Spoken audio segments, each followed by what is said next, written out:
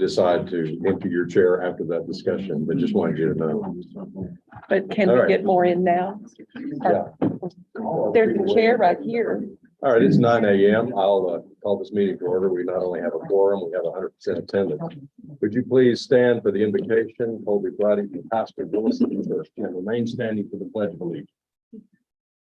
Sir, yes. Dear Heavenly Father, we just come to you, and what an honor it is to be before you, Lord. And we just ask that you be with our leaders, be with the leaders today in this room, and not just the ones in the room, but the ones of our country, our state, and our community, Lord. We just ask that you continue to guide them and direct them in a way that our future generations can learn from them, Lord. We just ask that you continue to favor and bless our community and the decisions made today prolongs that. In your precious name we pray. Amen.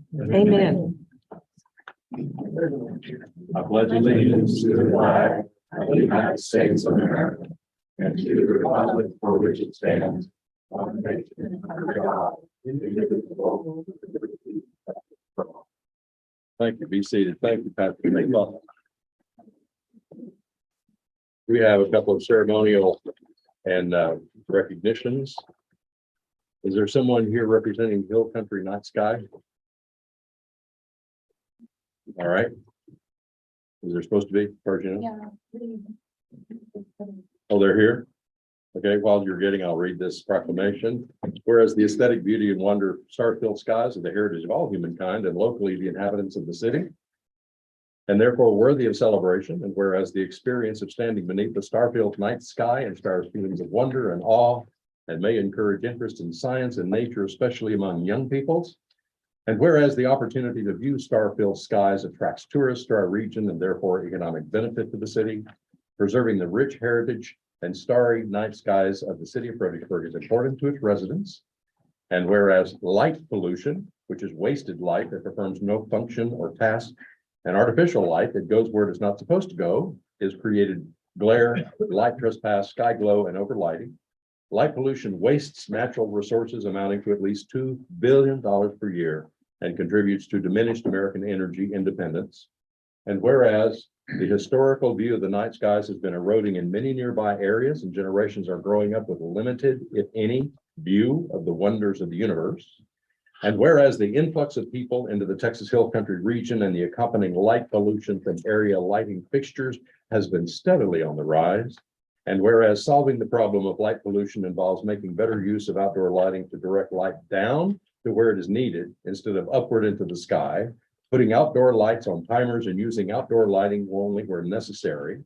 And whereas Hill Country communities are increasingly dedicated to the preservation of the region's night skies, as evidenced by the frequent educational activities conducted in our region and by the increasing number of places in our region recognized as International Dark Sky Places by the International Dark Sky Association, including Enchanted Rock, South Llano State Park, the city of Dripping Springs, the Wimberley Valley, city of Fredericksburg, city of Horseshoe Bay, U-Bar, U-Camp and Retreat Center, River Hills neighborhood of Travis County, and Lost Creek neighborhood of Travis County. And whereas this regional effort and the preservation and celebration of our night skies is worthy of a month-long celebration, I, Gerald Hoover, Mayor of the City of Fredericksburg in the state of Texas, by virtue of the authority vested in me, do hereby proclaim the month of October 2022 as Hill Country Night Sky Month in the city of Fredericksburg, and encourage all of you and all citizens to enjoy the night sky and to participate in region events and programs celebrating the night sky and promoting the ways in which communities are working to preserve it. In witness hereof, this 18th day of October 2022. Is this you? Me. Lee Hoyge.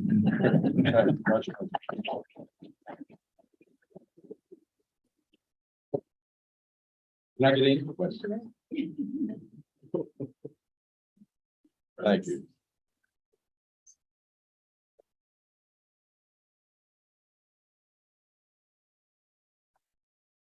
Sorry.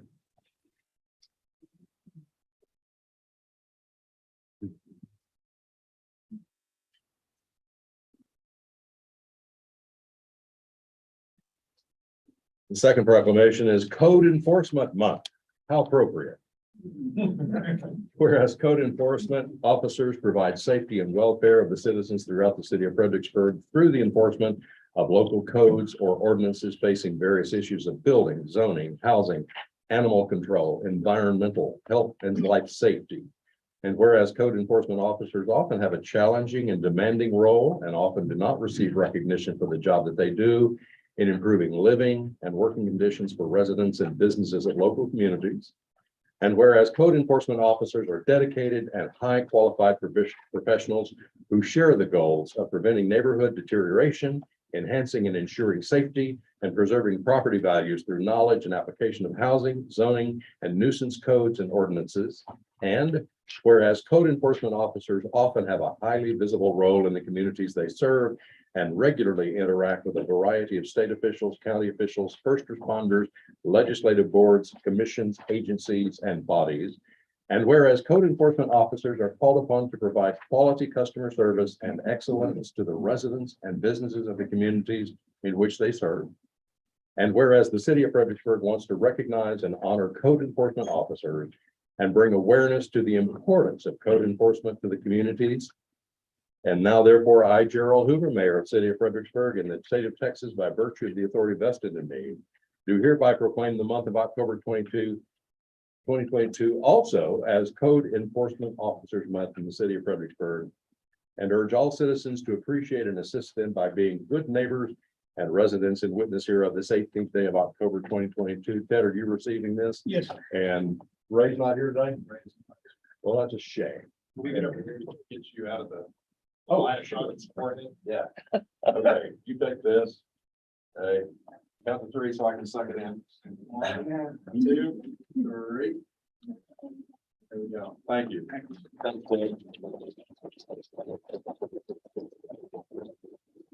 Item number 5, council comments. Council, any comments you want to make in general? We'll have plenty of time on agenda items, but We had an airport board meeting yesterday. Just to report, the T hangar occupancy is 100% with 37 on the waiting list. Crosswind now has 39 students to learn how to fly. Saturday, December the 17th will be the Santa fly-in from 1 to 3 in the afternoon. 4th of July and October fireworks will be at the airport Friday, October the 28th.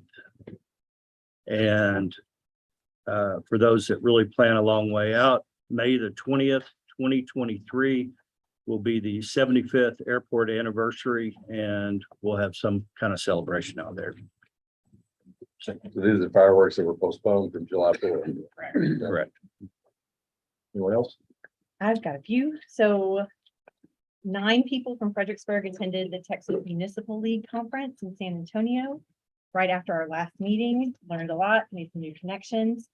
The Wings Over Fredericksburg Nature Center event with Last Chance Forever Falconry was on the 9th and had about 100 people to the event to get input on the physical structure. Commissioners Court meeting, talking a lot about elections and hiring election workers for November. Best Fest was the 15th. Does anyone have any numbers on They don't. people? It was great, good event. And last thing, Leadership Gillespie County on Saturday from 8 to 12 is cleaning up at Der Stadt Friedhof. If anyone's interested, let me know. I can give you details.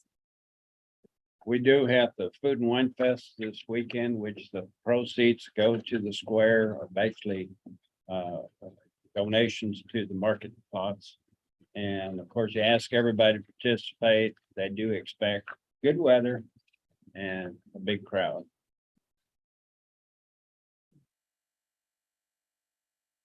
This is obviously not the ideal situation for city council, especially the venue, especially given a topic that is as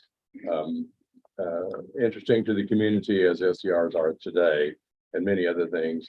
This is not our permanent plan. This is a transition time from when we're going from evening to morning sessions. So I know we've got overflow and so forth. I just want you to be aware that this is a scheduling transition time. We will most often be where we always are or have been at the LEC starting Next meeting.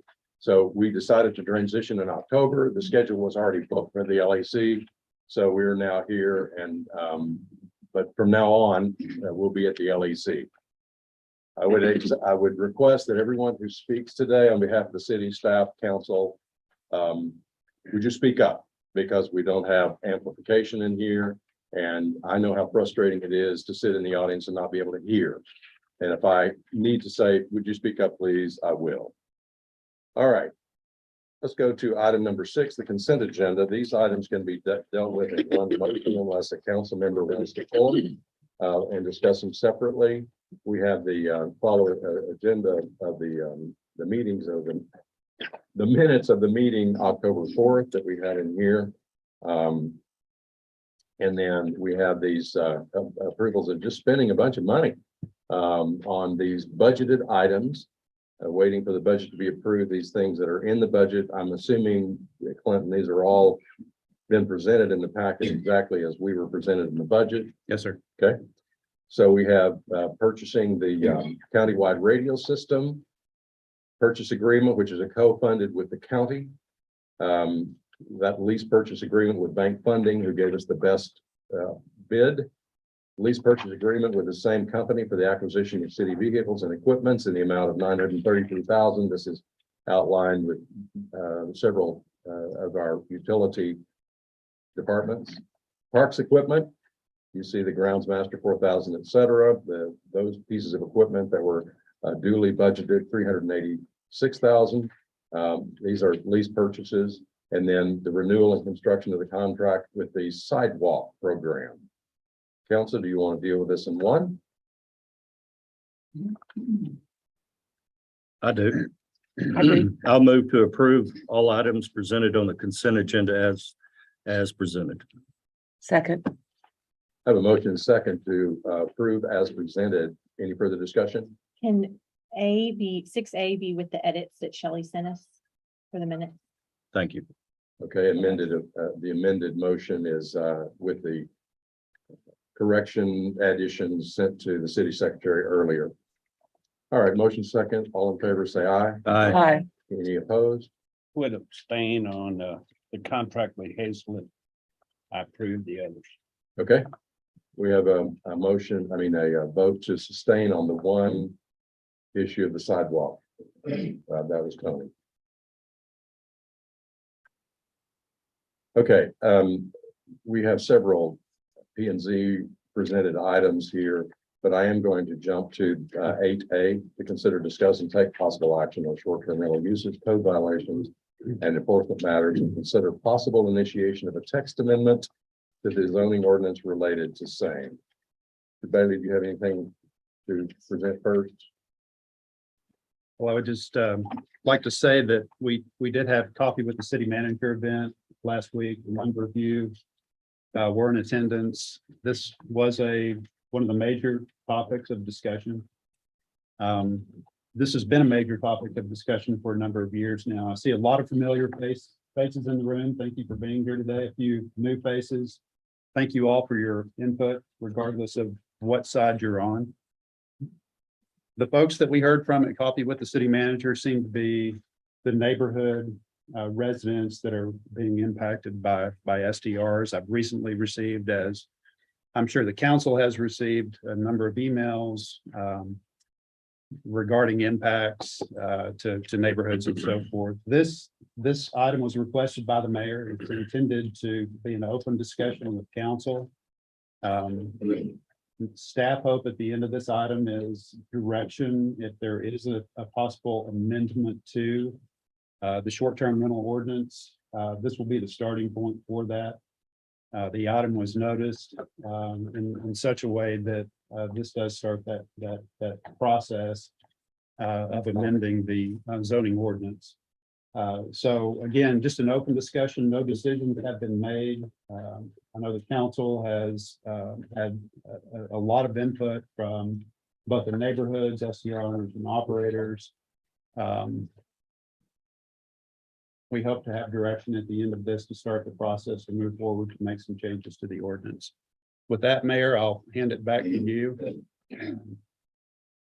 for the discussion. Okay, I've received 2 requests for public comment, and we did receive 1 written comment prior to the meeting from Mary Gallagher. Mary, Mary's position, I'll summarize, is that she is paying the price for some bad acting STRs in her area and encourages us to certainly look strongly at enforcement and aggressive enforcement of these, may I just say, bad actors, because we have many STRs that operate well. And as I said in the last meeting, STRs in the right number, the right place, and operating in the right ways, according to regulations, are good for Fredericksburg. Mike Mahoney? Yes. Thank you. Mayor and Council, I just wanted to express my strong support for the action items that Mayor Hoover presented in the work session on October 4th. And I urge the council to work with him and the city manager to implement the wording that's needed to change the ordinance to be more effective. But as an attorney, it pains me to say this, but these are just words on a page. If we continue as we have the last 6 months with lackadaisical enforcement, it's all show and no go. And that's not what the community wants. It's not what the voters wanted. And they voted the last election by overwhelming numbers. So I ask that you target what is needed to make enforcement effective. Not just more people, not just doing more of what we've done in the past that hasn't worked, but looking at a system that will actually have a chance of making progress on enforcement. And that's my, thank you very much. Thank you, Mike. Jeffrey Moran? Good morning, city council members and mayor. In the last 6 months, we've been asking for the following information. How many STRs are there in the R1, R2, and C2 areas? How many STRs, if any, are operating illegally? How many STRs have major code violations, and what has been done to enforce that? What is the status of my STR renewal application dated the 15th of May? Without this data, how can any sensible decisions be made concerning STRs? Granted, this was supposed to be the answer for this, and on today's city website, just this morning, I read that this is on the city website. So the city of Fredericksburg approves agreement with Granicus LLC. The city of Fredericksburg has approved an agreement with Granicus to provide short-term rental permitting and monitoring services, hotel occupancy tax. And the services provided by Granicus will include tax collection, and the description there, compliance monitoring, mobile permitting and registration. And all these services, we have not seen. Rental activity monitoring, sales and use tax review. And it also goes on to say that Granicus is a leading government software company with more than 5,500 local, provincial, state, and federal customers, which ensures that post-compliance software and services will remain ahead of the rapidly evolving sharing economy. Granicus invests more than $20 million annually to the technology department. They have extensive experience delivering these services and software to 390 plus cities and counties across North America, in San Antonio, Nashville, Steamboat Springs, Summit County, and other towns. For more information, contact Granicus. So where is this, why have we not, this has been going on since the 1st of April. Why hasn't the city gotten this enacted? Something is very wrong here. Please don't throw a restrictive bomb into a thriving $80 million business in Fredericksburg that the city of Fredericksburg has promoted for years. And that's all I have. Thank you, Jeffrey. I would like to address your comments because it's a general issue with us, and not to, just to acknowledge that what you say is correct, that there is a problem with the city's connection to Granicus. We acknowledge that, and that will be part of this discussion. Council, my request, but you are free to take it however you wish. I've had my say in the last meeting, and my presentation's been on the website, has been shared widely. And as I made clear, or I thought I made clear last meeting, this was my request for us to lay the context for any further discussion or action. I asked to have this on the agenda because it needs to stay, in my opinion, at the top of our list of considerations. However we move forward, whether it is to amend or revise or augment the ordinance that was passed in March. We do have some information that is not reliant on Granicus, which is that we are receiving feedback from neighbors and people in the community who are experiencing ramifications of STRs in their neighborhoods and so forth. Bad acting neighborhoods, owners who apparently are not taking as good a care of their position in the community as they should.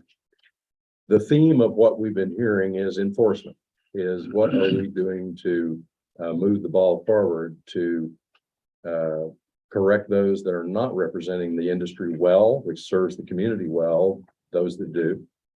But those that are not, what can be done about it? So I ask you, as you recall, I'm saying this for the public, I asked you in an email earlier for you just to think, give your thoughts or be prepared to give your thoughts as you wish on a few specific items regarding STR enforcement regulation. One is the transferability upon sale of these properties, to consider prohibition of those transferability so that an STR permit doesn't stay an STR permit in perpetuity, that a new owner then can apply. But they would be under a new regulation, which would be, I suppose, some sort of cup process or something, especially in R1 now. And the recognition that R2 is also by now, right now, is by right. R2s can become STRs by right at this point. The fine structure, we're going to be talking about the administrative adjudication process as provided by the municipal code. The fine schedule for that is set. Is this something you'd like to discuss today? We would like to consider, I would like for you to consider removing the and talking something or having your thoughts about a revocation suspension process for those who are recalcitrant violators. They just keep, they don't seem, and these are absentee owned, obviously, most of them, if not all, that are creating issues in our neighborhoods. This is the issue I want to deal with today, though, is the enforcement issue. And if you want to go another direction to other things with it, that's fine. But I hope that at least by the time the discussion is over, we've discussed enforcement and making it more potent.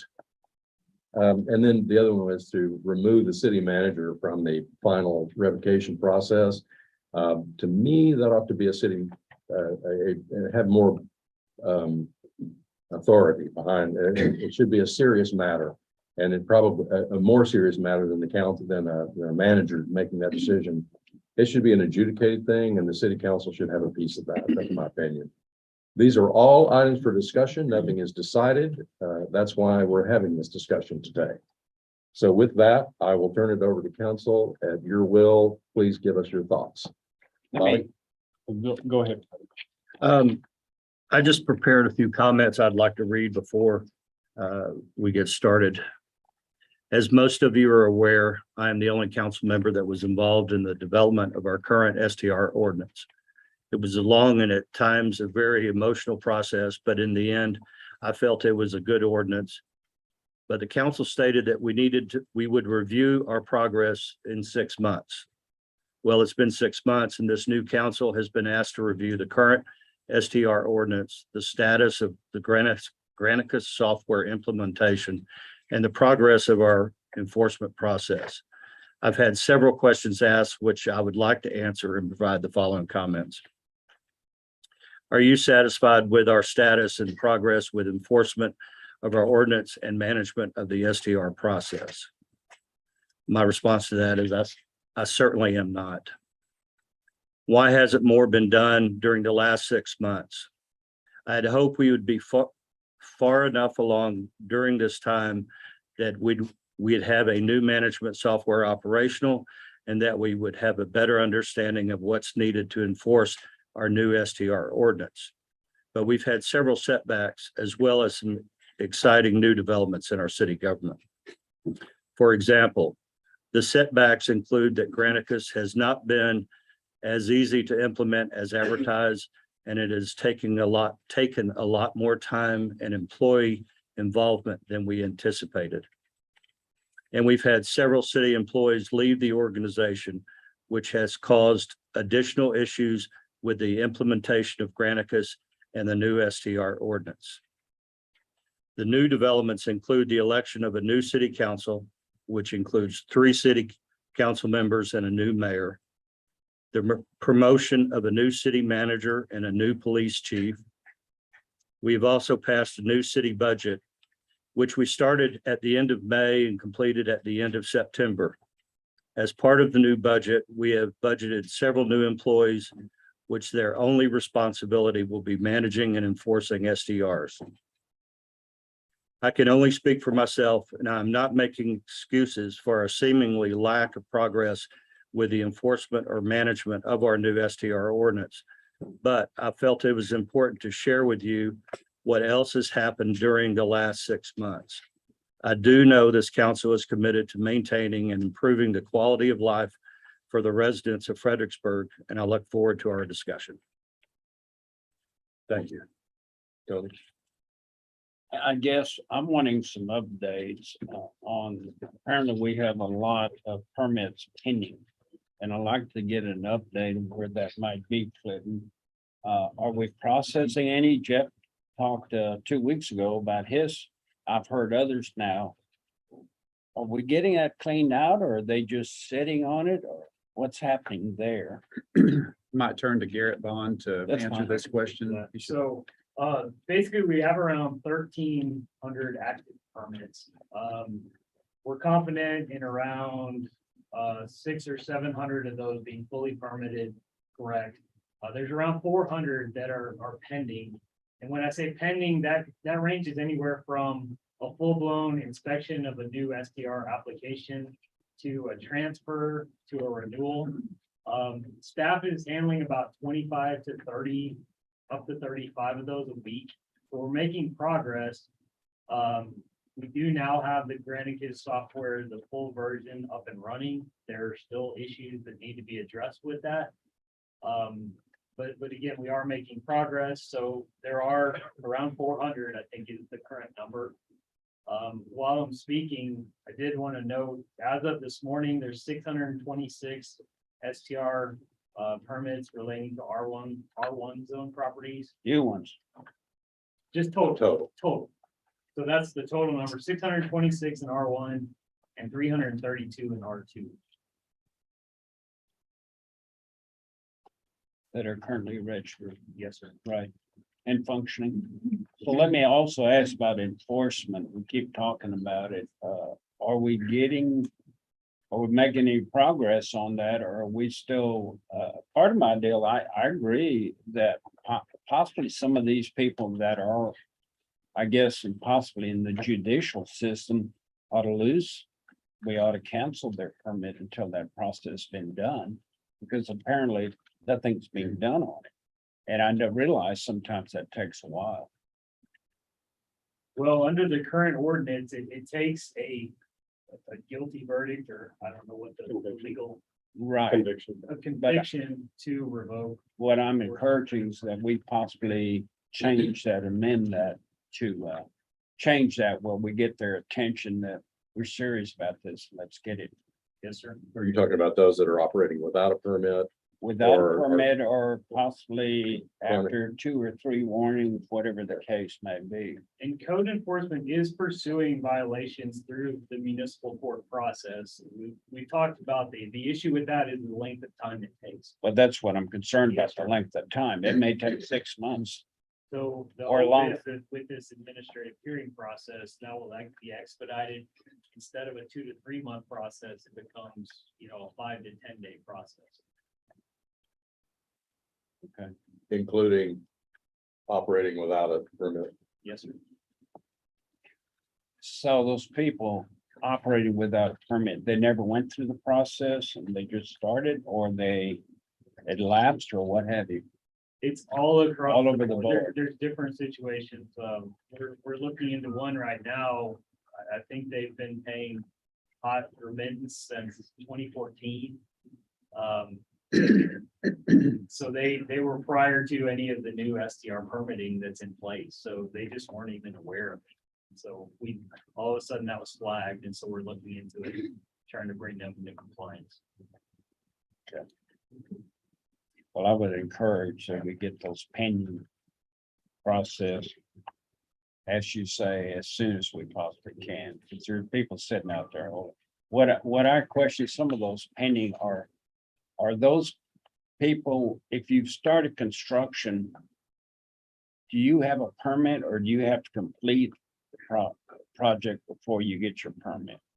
So it all goes back to vesting under the state statute.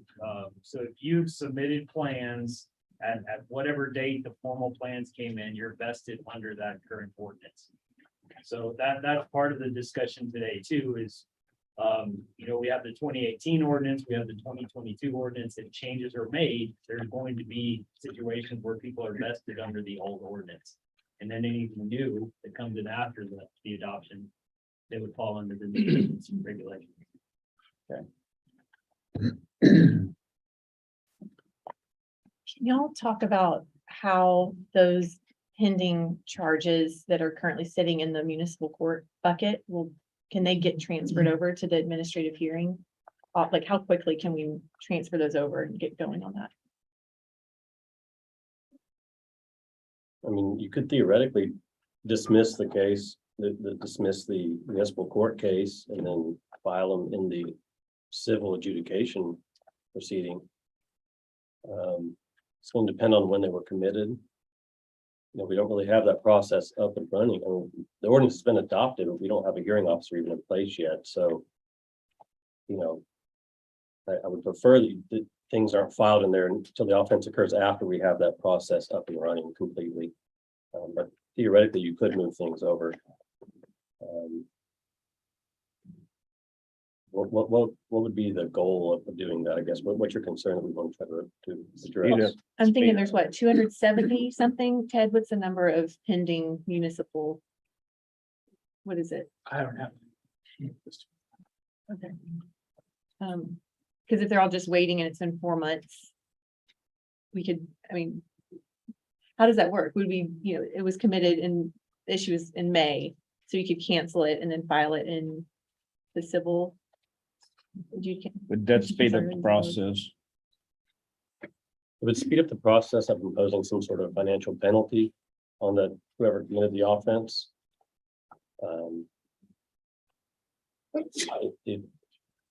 You concerned with getting to the revocation or suspension issues, or are you just talking about just adjudicating these? Getting our house back in order. So we current. I mean, it would be faster, likely. I don't know where the cases are in the municipal court, so I don't know, where they are in that process, if they've had hearings, if they're just waiting on somebody, maybe that they've entered a plea and they're waiting to pay. I don't know where they are in that process.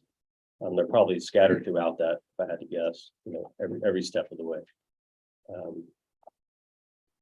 Have we had any decisions in any municipal court case on an STR that y'all are aware of? Have any come to the court? Ted, can you speak to that? Not recently. I believe that Ray filed, some with municipal court in the time before I came on board, and I don't know what the resolution was on those. I believe they would. I couldn't even guess that. I understand, there were fines, they were found guilty and the fines were sent out. Of course, it didn't lead to any revocations. This time, I don't think we've revoked or suspended any of the permits.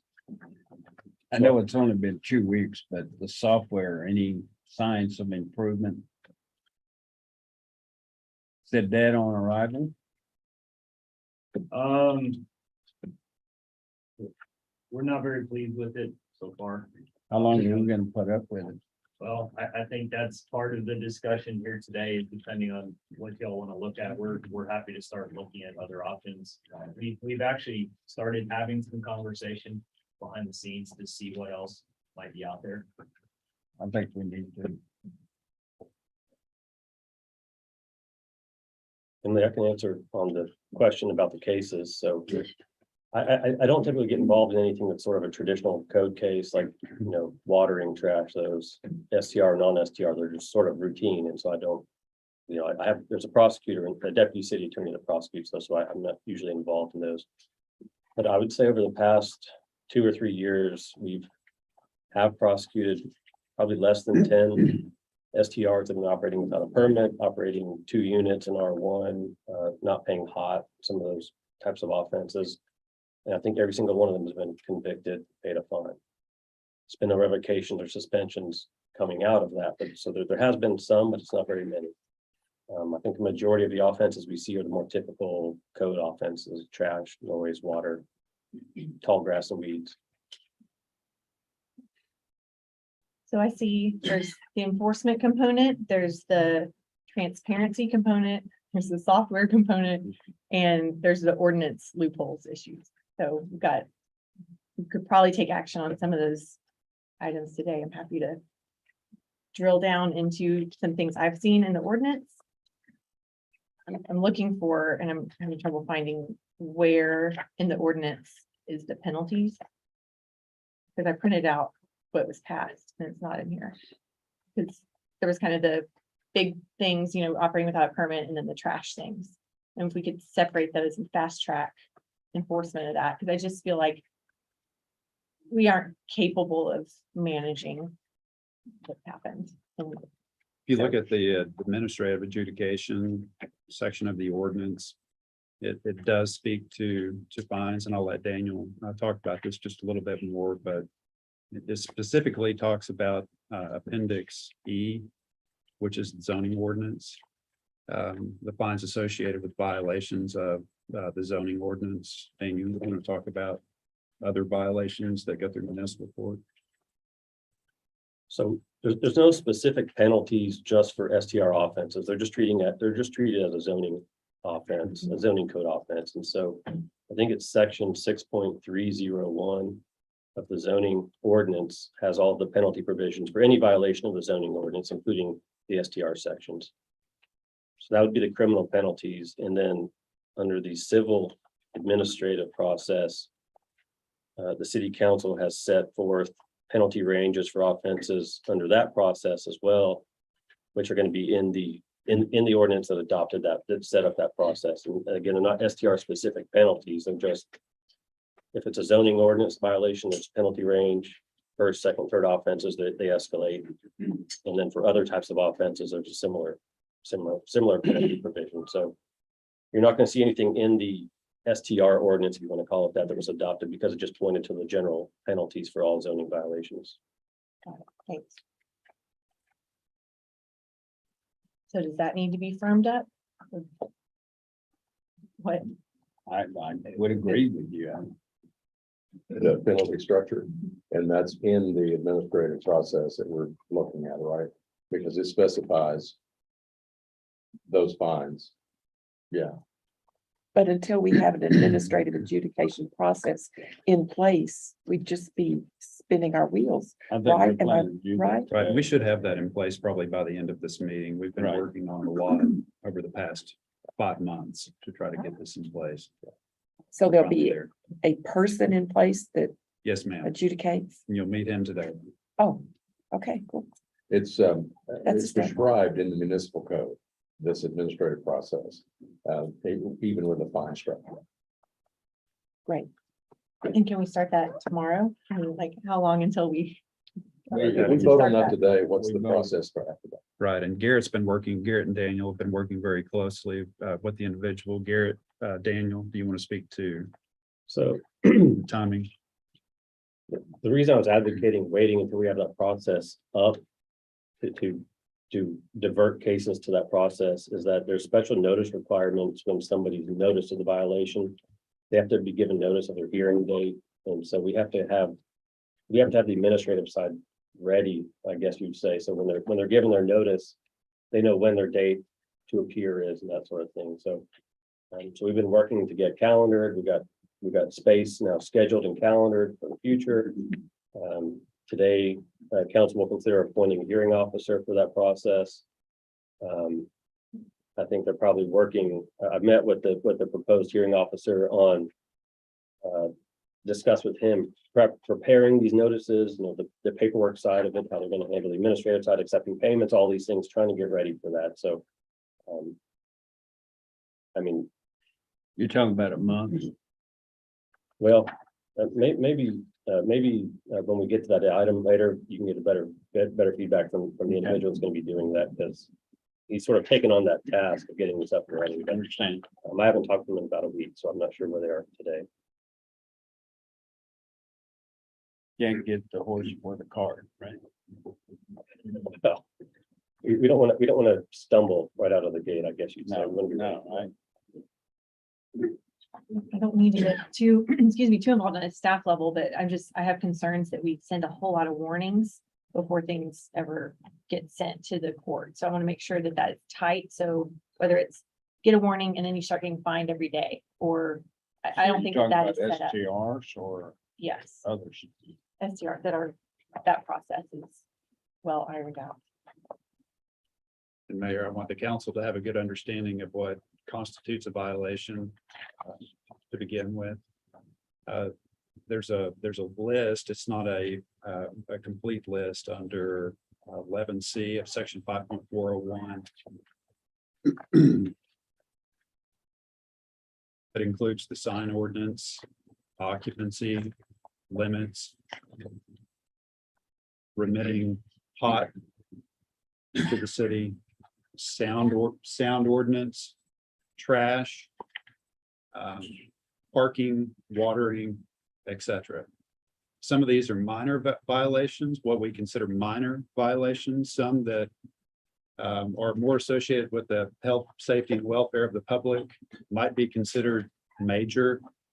That's going to be occupancy, fire code violations such as that, fire pits, noise. Potentially, Daniel, what's another one that I might be leaving out?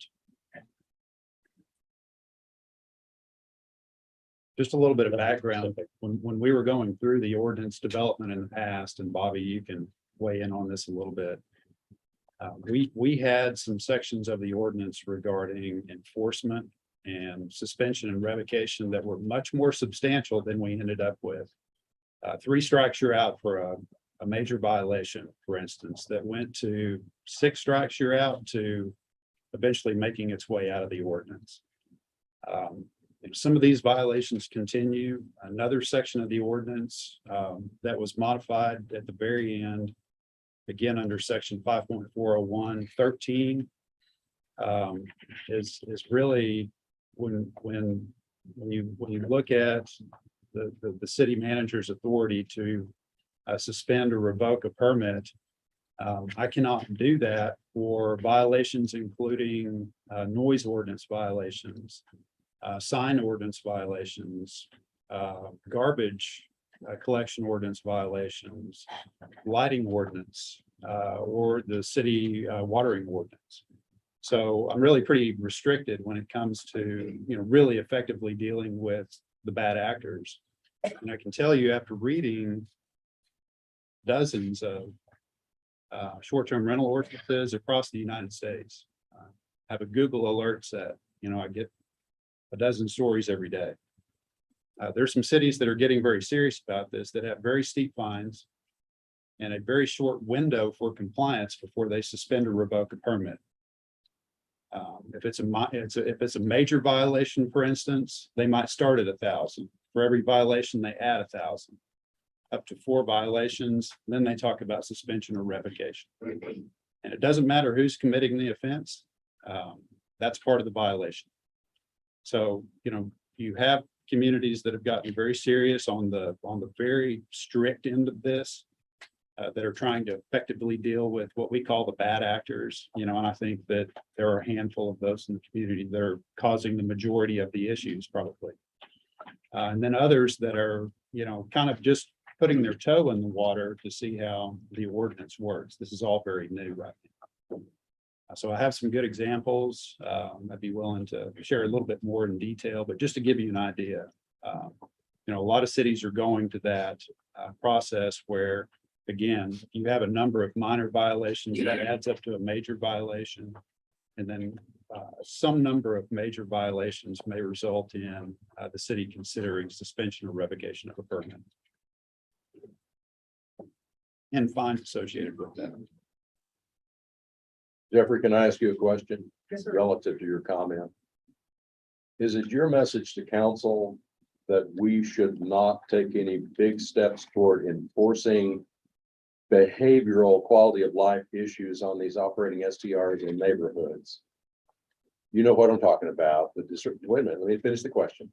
Disruption of neighborhood with lights, with noise, those things that are after dark hours kinds of things, the things that really tick people off.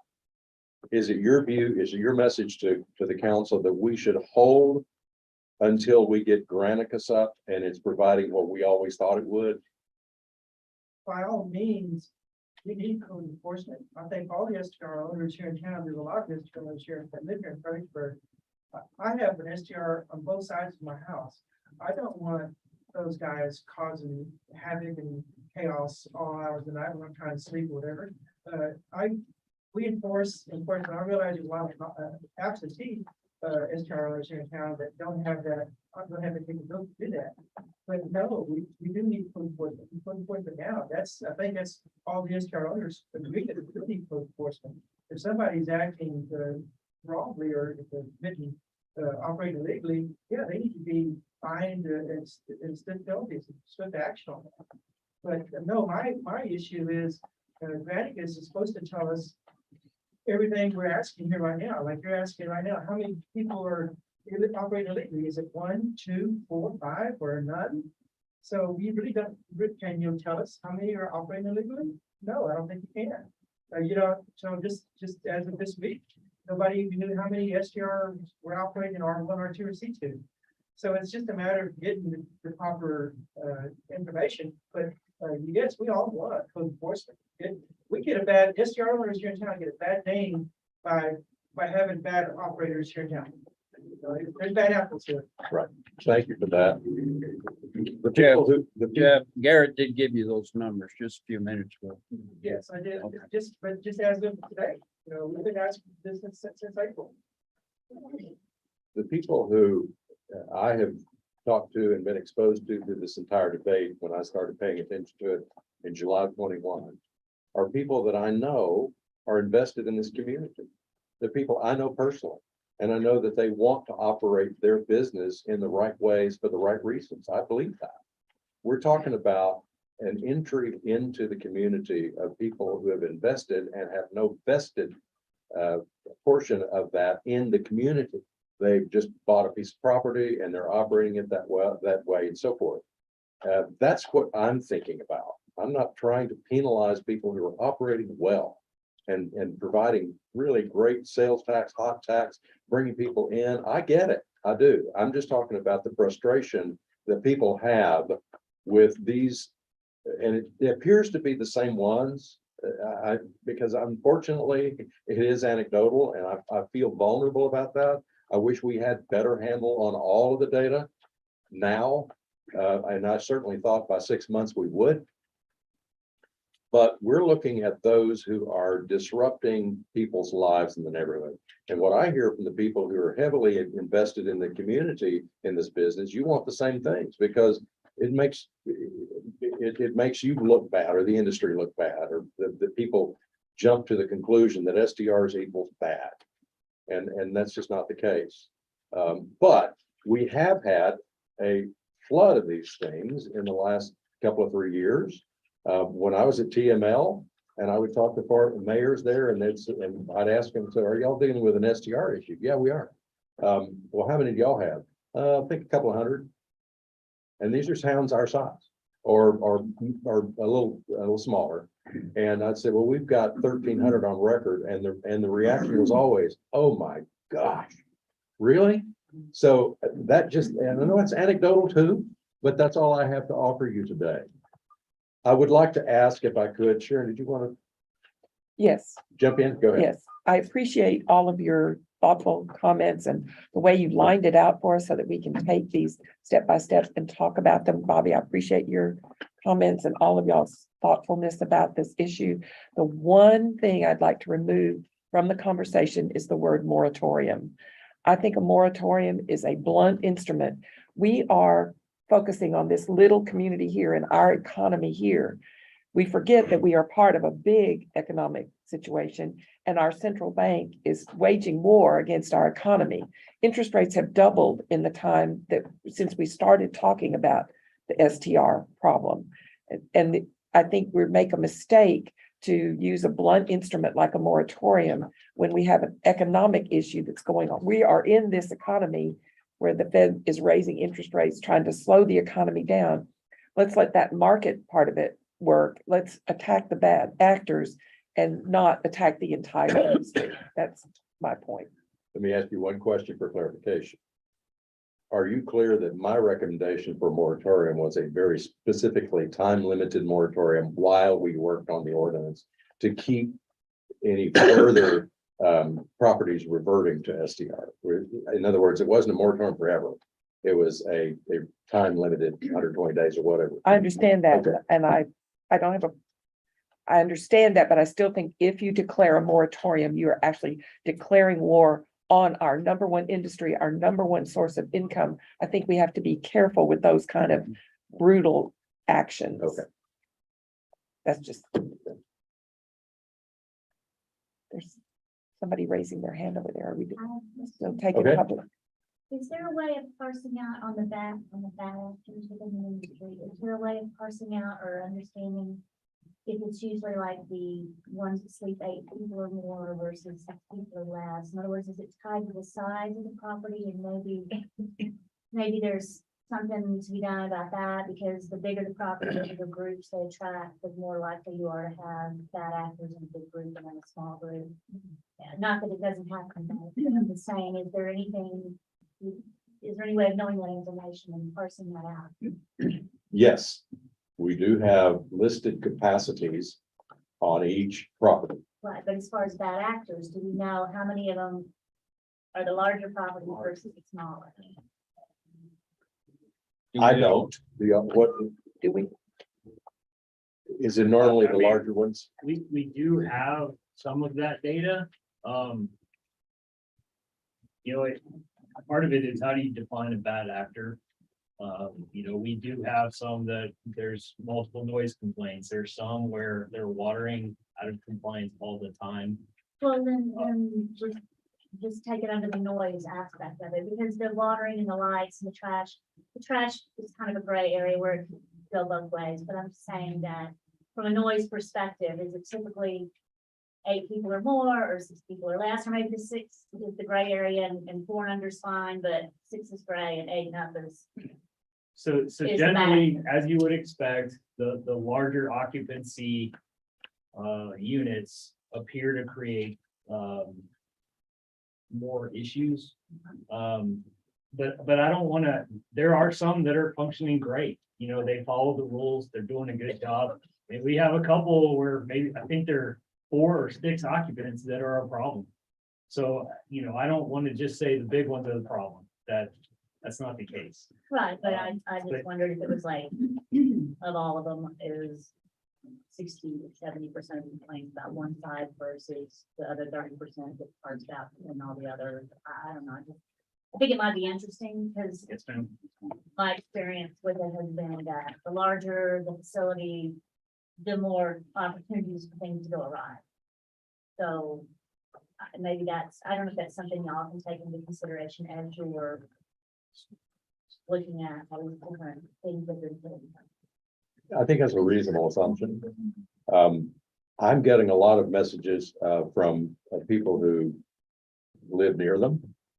And it's always a large group, the ones that talk to me. And I'm talking a couple of dozen since I've been elected.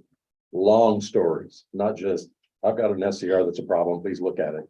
But a long story of a routine weekly disruption. And it's always a large group. Because the complaints are always noise after whatever, because they imbibe, they go outside and they, this, and they do this, and they generally lighting is part of it too, because they're outside. Parking. And parking. And people will talk about the number of cars that are all over the neighborhood and so forth. So I would think it's a reasonable assumption, and that's a part of what we're trying to get with Granicus is to be able to identify those immediately and find out if they're operating over capacity and that sort of thing. Yeah, Randy. Just to answer your question, we asked that at Lady Bird when this started 2 years ago, I guess, plus now, I forget. But the short answer is no, they didn't have the data to say, here are the top 6 hotspots. Anecdotally, it may be over here one weekend and maybe it's over here the next weekend, but they couldn't pick up the top 10 problem areas to really go focus on the big issue. So then today, I think that's still the case because to your point, Mayor, you don't have a way to collect it yet to say, okay, here's the trends, here are the top 10 areas, but we don't have it quite yet. I think it's a great question. Emily, I was thinking about a statement you made about the code violations. And to Jeffrey's point, we should be enforcing these the letter. The one thing, collecting from city data going back to, I think, June of last year, STRs were about 9 to 10% of the overall code violations. So the rest of those fall on people like me who live here. So I would just ask that we keep that in mind, that if it's 9 or 10% of STRs, that the pendulum doesn't swing so far to the right, that now the residents are also being overly enforced on watering, trash, whatever the case might be. I just want to make sure that we're balanced between the bad actors and what we're trying to fix. Thanks. I think, and that was a police, wasn't that the police? Yeah, Um, Clint was involved. I think I still have the slide decks, I believe, that I can share back with you if you like. But yeah, we were tracking. The number one offender was house alarms. There were actually 4 in the city in that particular time frame. And STR was one of them, so we were 25%. That was the largest percentage. Everything else was watering and lights, and pretty much everything fell off into 1%, 2%. But when an STR is a violator, it is a big issue. It's a big issue for neighbors, people that live here, and people that try to operate responsibly. Right, we also had some statistics that calls coming through the police department regarding violations, whether they were associated with STRs. Chief, do you recall the numbers generally over the last several months? Garrett and I ran some numbers initially, right after the ordinance was passed. I would just generate data, and then Garrett and a couple others would farm out what was STR and what was not, so. I think after hours, we were seeing, an increase in the number of calls associated with SDRs, but it wasn't the majority of them associated with SDRs. I just want to make sure we govern to fix the feedback. Right. Totally. And we're talking about STRs today, but there are things that we brought up in planning and zoning a long time ago, and they still weren't addressed. Like in section 5.401, it's not very clear what properties that are vested don't have to adhere to some of these requirements. And then the new ones that do, there's, shall here and there, like on advertising, where it says the operator shall post the following house rules in a prominent location within the short-term rental unit and shall include the following house rules in an advertisement or contract for occupancy of the short-term rental. So it needs to be and, not or, because then what is listed on Airbnb and what it's not jiving. And we got an email from someone who said Airbnb had used an algorithm, I think, to figure out how many people would sleep in the house, even though it was more than what was allowed under the ordinance. And then they advertise that higher And they number. advertised the higher number. But isn't that in violation of our ordinance? Yeah. Yes. Well, and I can tell you that Airbnb, full disclosure, we have a couple of properties, okay, and we don't advertise on Airbnb, we don't use Airbnb because for several reasons, one of which was we didn't check the clients early with them. They were very young, over invited, as you like to say, and created a lot of noise, so we shut that down. The other thing was a lot of these VRBO and some of these others, they don't have a place where you can put that sort of thing. And what they show is not up to us, it's up to them, right? So there's not a place to put all this language that you want in terms of, you can post house rules, but they won't be advertised. If you put a permit number, it's gotta be somewhere within the text of your description. there's no place on the sites, for example, just to list. And then, because like VRBO is owned by a larger institution owned by Expedia, so all your stuff gets sent out to Expedia and Booking.com and all these other places. And they have a whole different way of how they present it. But we didn't like the way Airbnb conducted business, so we stopped using it years ago. And I don't think it's gotten any better. Every time you hear about a bad actor within the FCR community, it's usually somebody that's booked here. And I don't know that there's a way to say, don't use them, you know, and maybe you'll cut down some of your problems or whatever, but part of that challenge on our end is where we place that information. That's wrong. Airbnb and VRBO have a spot where you can put max occupants, and Airbnb actually has a spot for house rules and permit number. But you put in your max occupants on both sides before even it goes live. Maybe something that we used to, Yeah, maybe.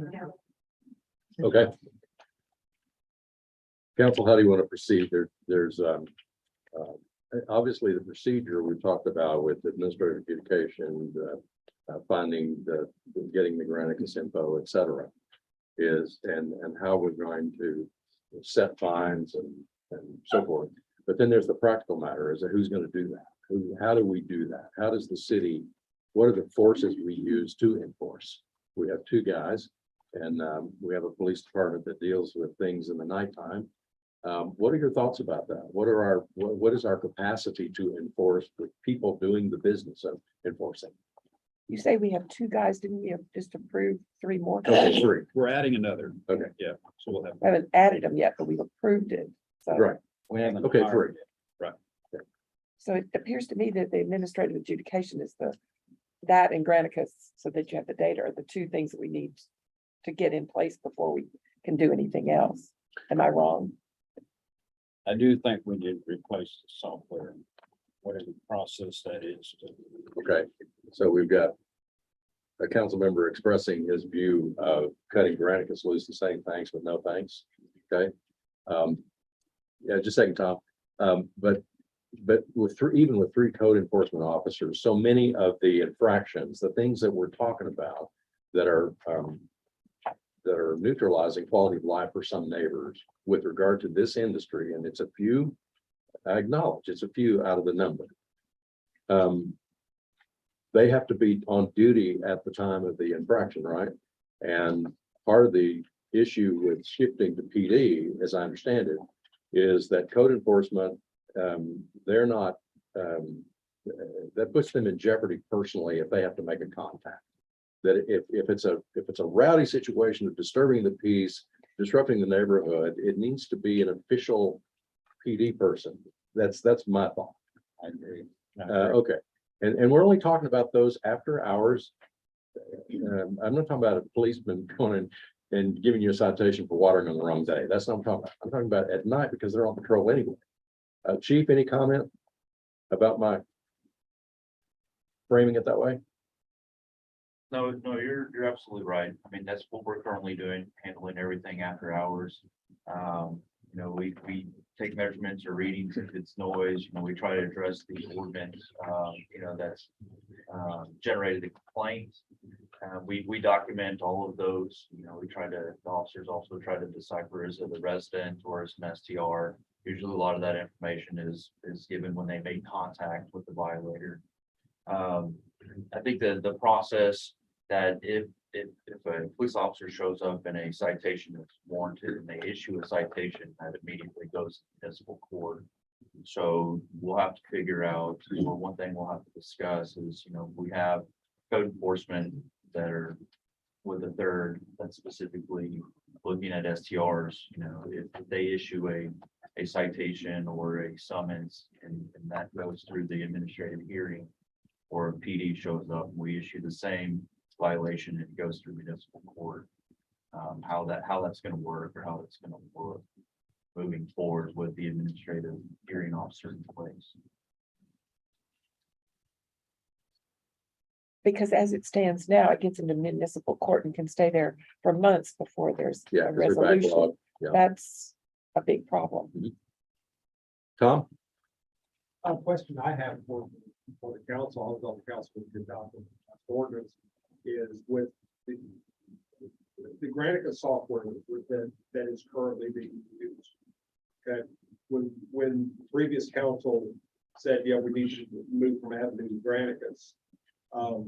I know that when I was on council, I voted for Granicus. I was not aware that what Granicus was going to do was give us a trial version for 6 months. So the issue here was, did the city of Fredericksburg know they were getting a trial version that wouldn't have all the bells and whistles that were promised? Okay, so here we are 6 months later, and we haven't operated the system under the real conditions that the software is going could implement. So, you know, it's I understand that we all, you know, we have issues with STRs, and we also have issues within our community. And all of the penalties that we have are not specific for STRs, they're specific for anybody who violates. With the new person that is being, that's in the budget strictly for STRs, I don't know if the code enforcement officers issue a code infraction to an STR, is it even legal for that code infraction, whether it is written by a code enforcement officer or by a police officer? Could that code infraction go directly to the administrative hearing judge instead of to the municipal court? I think where we are as a city is that we've got people. I listened to Leonard's his plea at the problem with the city manager. I mean, my God, he lives next to Animal House, you know, and that shouldn't happen, and there should be a way for situations like that to come under control. Okay, so I'm just wondering if that's part, but I don't know that it's Granicus. You know, there might be other software out there that is better. Don't talk to Ginger. He's got STRs in Port Aransas. They've got the same problems in Port Aransas that we have right now. They apparently have found a way to control what they're doing. They'll have as many as we do. What I'm just saying is that with Granicus, maybe we don't need to throw the baby out with the bathwater if we haven't fully realized the system. My other caveat though is if Granicus sucks, then get rid of it. What's the question? What's the answer to the question? Did we know we were getting a trial version?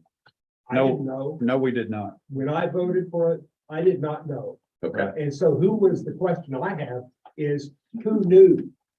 Did the city manager at the time when he signed the contract, oh, we're getting a trial version? And why didn't that come back to council? Okay. Good questions. A little off topic to what we're doing with the enforcement. I don't know, Gerald. Okay, I'm just saying, with an immediate response to the disruptions in areas of town at night, especially on the weekends, we know whether it's an STR or not. I mean, we do have that data. We know that it's an STR, it's at this address, this is the owner, and this is the overnight capacity agreed to on the permit. I'm not dismissing your comment, Tom. I'm just saying we could, if it's somebody that's no longer here that approved all that, yeah. Can I quickly speak to Port Aransas? At the TML conference, we met with 2 council members and the mayor and city manager of Port Aransas found me.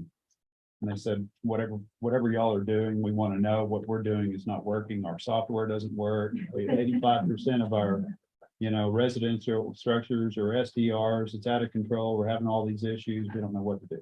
Tell Gerald, because we face it. They're having the same issues we're having. Turning guys for advice. So can we address Granicus, and did we have a trial version of it? And if it's a 6-month trial, is it time to move to the real version? I mean, I got trial.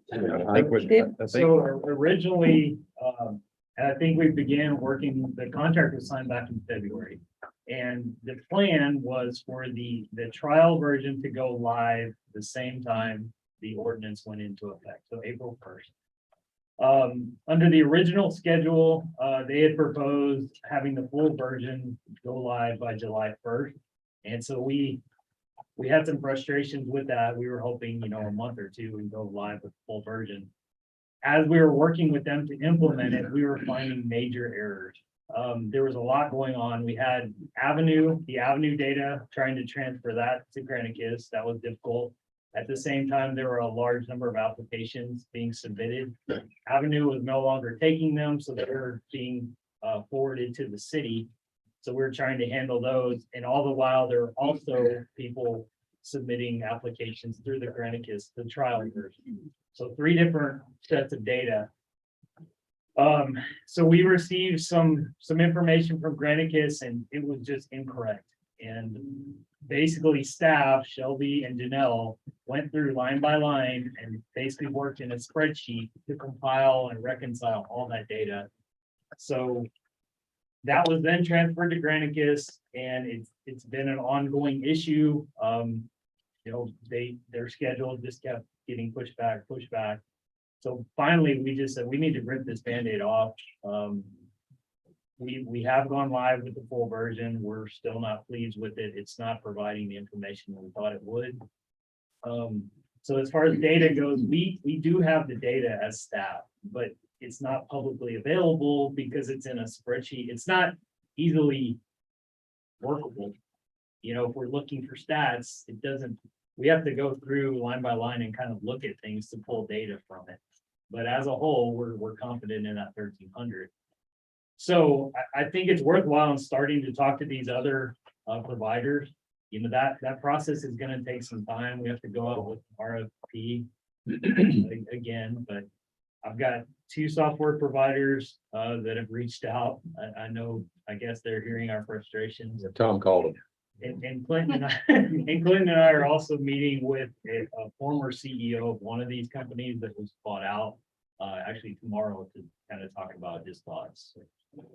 Tom, I'm not being dismissive of your comments about Granicus, and I admire you and Bobby for going through the process you did for a year and a half at least on this difficult, entangled topic.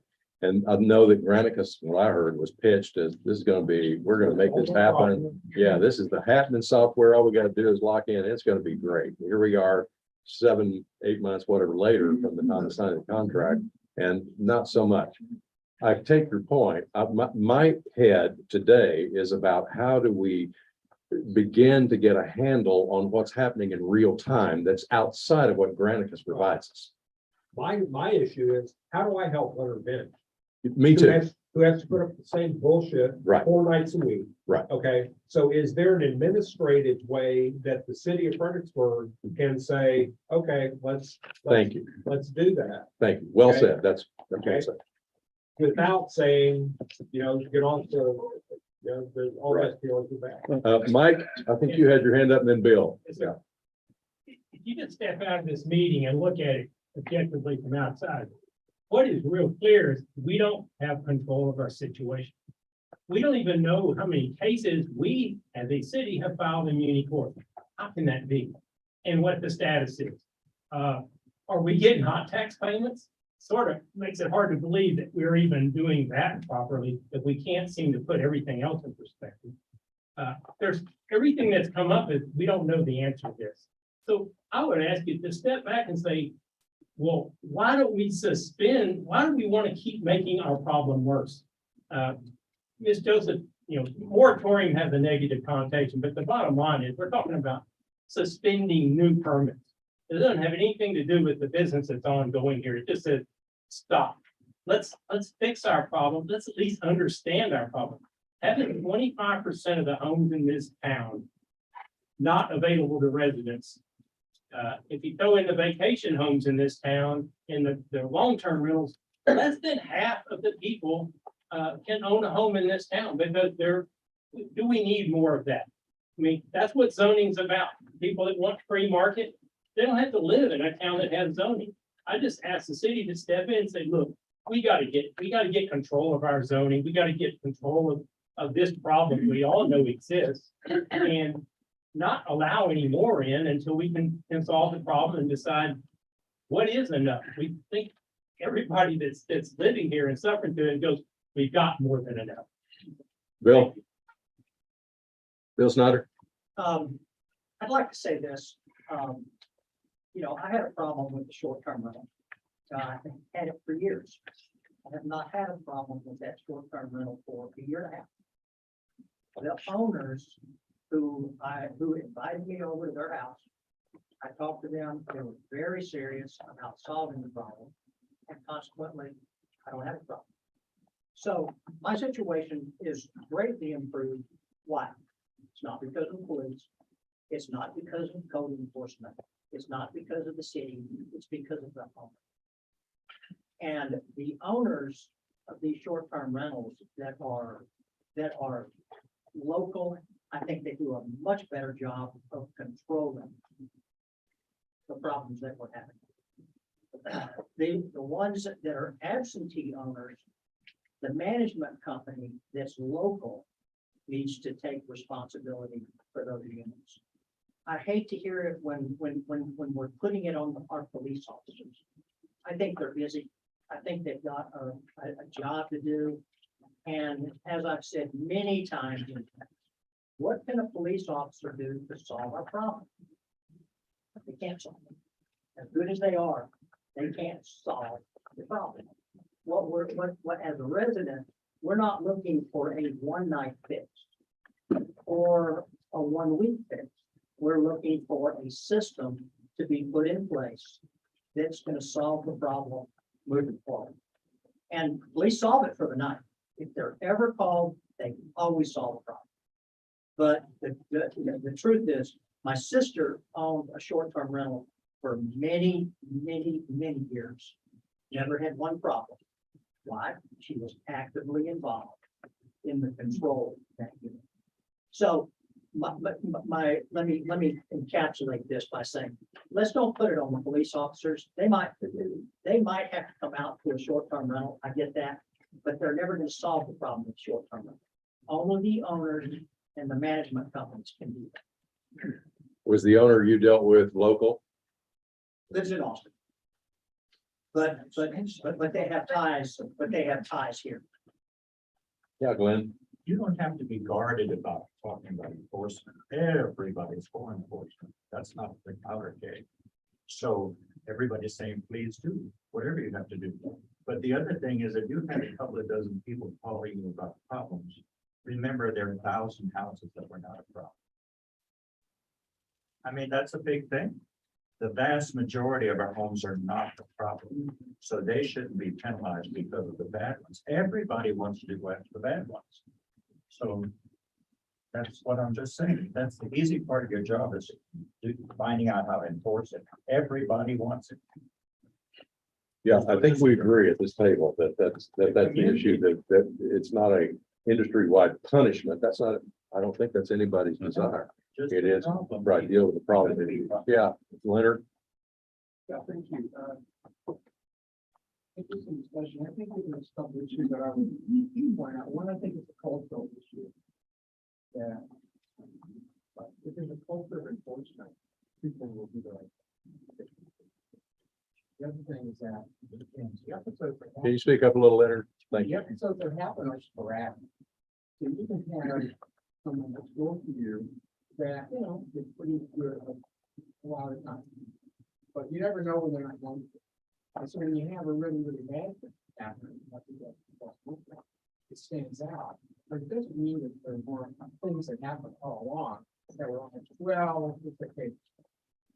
Problem is that if we don't have a culture in town of enforcing the rules, the people who own these things, who don't hear about the rules. The reason that we have the rule of law, it's not because 90% of us make the law. It's because none of these guys wrong things, but we have lots of laws against wrong things. So to say that we shouldn't have rules because these things only happen sporadically is to belie the whole idea of the rule of law. I don't understand. know from policing that episodically authority works. I mean, the reason you don't speak is you get paid more than wrong. You might get caught. But if you knew you weren't going to get caught, the morale slips.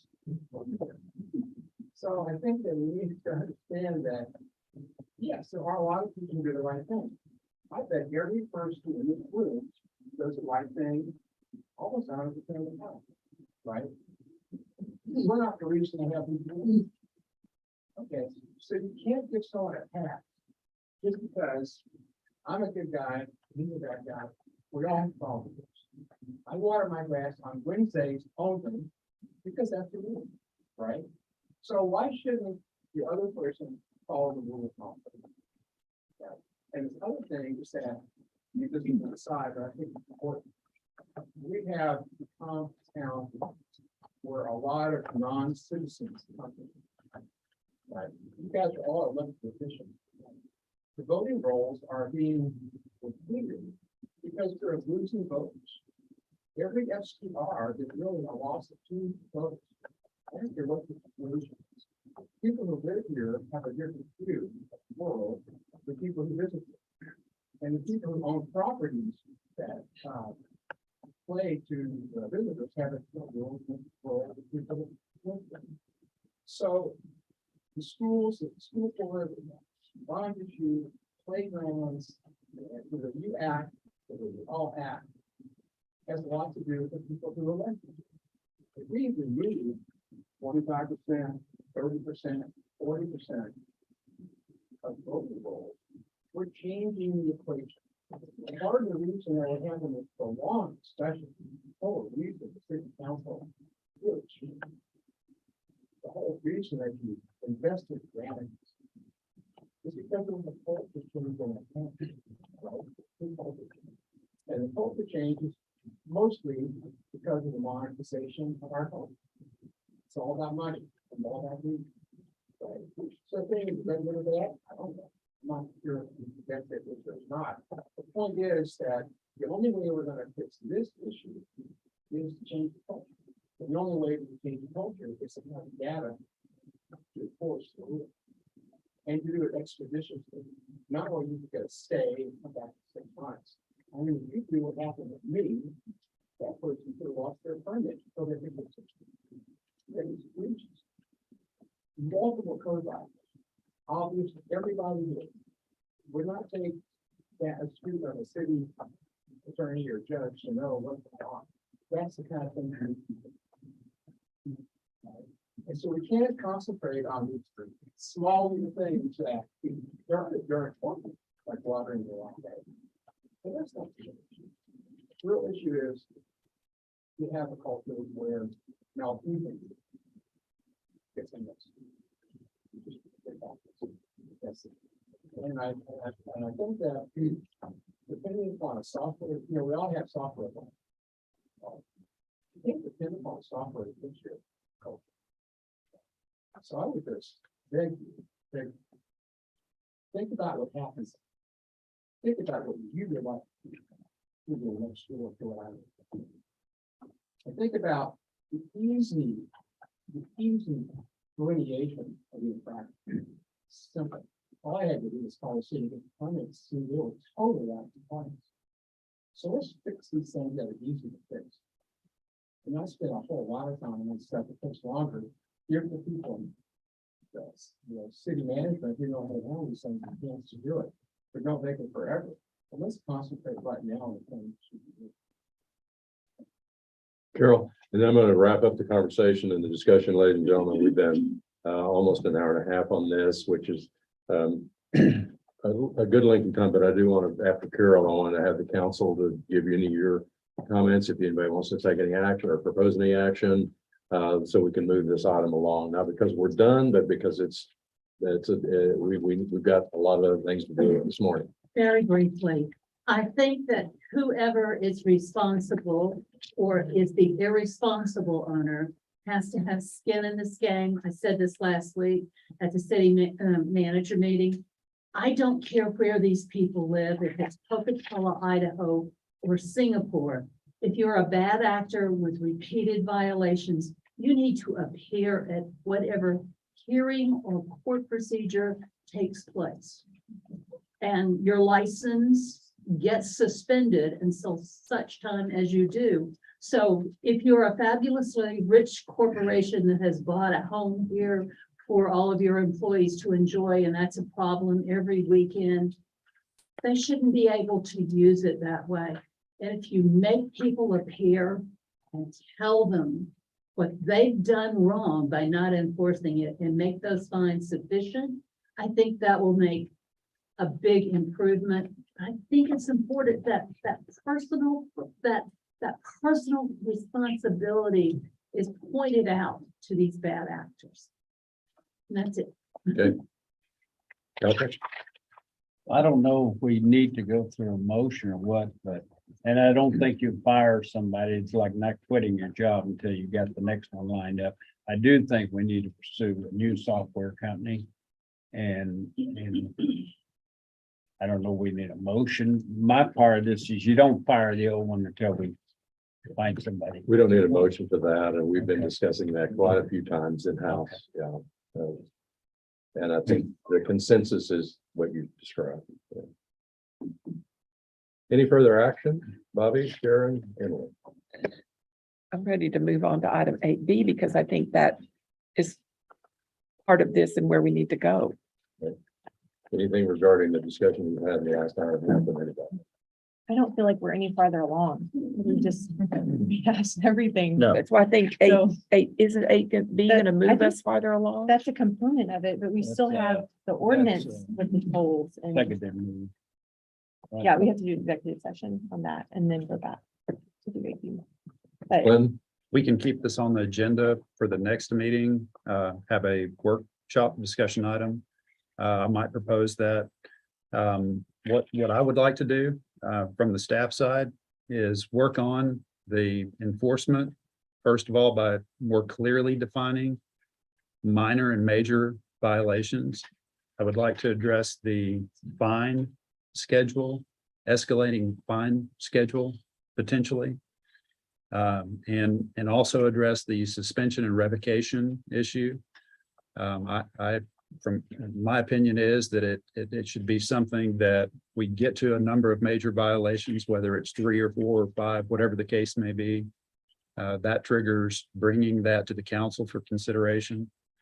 And that's a combination of major and minor violations.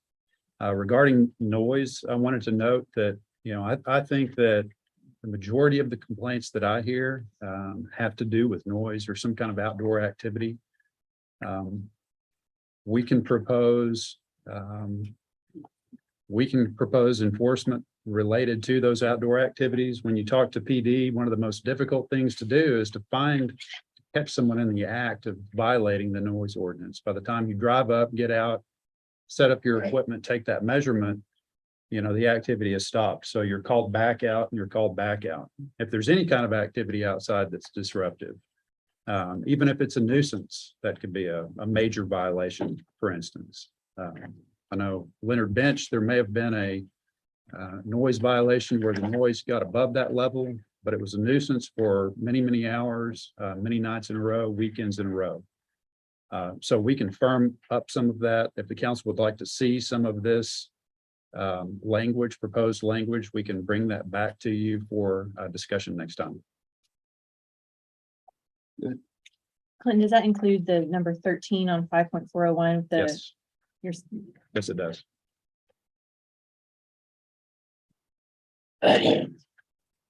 Is there any other notice we need to give if there's other areas of the ordinance that need to be firmed up, like the contract advertising for versus and? Or the local contact person, which is not clear that it has to be someone local here? I would recommend if the council has questions about the ordinance, if there's a section that you want to discuss, let us know what that is, and we can put it on the list for discussion at a future date. So I can let you know now, or do you want to email? Guess he wants to email. Drop by and visit either way. Jessica? I do agree that that needs to be firmed up. I just want to point out that one of the issues that we've come across, we've posted designs that say the noise hours, but they do not say anything about music. So, and apparently no music is allowed at all after 10. And people think that it just has to be under the decibel level. So if we could have that added to the sign that there's no music at all after 10, which is what. Thank you. That's correct. No amplified sound. No amplified sound. They just think that they just can have it, but it needs to be under the decibel level. But in fact, there's. And Well- sorry. Go ahead. One last thing, to Leonard's point about culture, I think in the spirit of transparency, I've been talking about this, we need to have a map on the website that shows permitted STRs, where a person could go on and see, there's a little dot, it is indeed permitted, or no, the house next door is not permitted, we should call in on that and have listed there, they've got it in a lot of other cities where you can click on that dot and it says who the emergency contact person is. I think that would give a lot of people a sense of home, because it has not, I don't think, been given out where it's supposed to be anyone within 200 feet of the property needs to be notified with what the local contact person is. We've got STRs all around us, and people we've intentionally sought out have shared their number with us, but it's not on their side being proactive. I know noise is a big factor, but I also think we need to get tougher on parking, capacity, lighting, all the things that are a nuisance to the neighborhood. All right, take everybody's point about being on task with this and making some changes, adjustments, amendments, augmentations to the ordinance. Are you prepared to take any action today, or do you want to? Do you want to defer to the next meeting? Do you want to have a special meeting? My issues are, I think we certainly ought to prohibit the transferability of the permits. I think we certainly ought to set the absolute standards for revocation, suspension of the permit, because of whatever the terms that we, whatever the legal terms that we divide or that we agree to. I think we ought to remove the city manager from the authority to suspend or revoke, that I thought would be at a higher level. And I think the setting the fine schedule, which will come with the administrative adjudication process that we're about to discuss, or will before the meeting is over today. And my desire to create a suspension moratorium. I know moratorium is an inflammatory word perhaps, but we're talking about suspension on any new applications for any other properties in this community, R1 or R2, to become SCR while we're dealing with this, because there is an issue of losing house stock. And you don't have to hate one thing to love another. So if we're going to have any meaningful stepping into the housing situation, which I realize there's all kinds of headwinds with market and pricing and wage scales and all of that, so childcare, all that sort of thing that impact the culture of the service industry here. But this is my desire to keep things moving so that we don't keep talking about it. Do you have any appetite to make any motions today? Let me just say, R1s right now, you can't apply for an R1 unless you reside on the property. Is that correct? Well, with a cup. With a CUP. For STR unoccupied.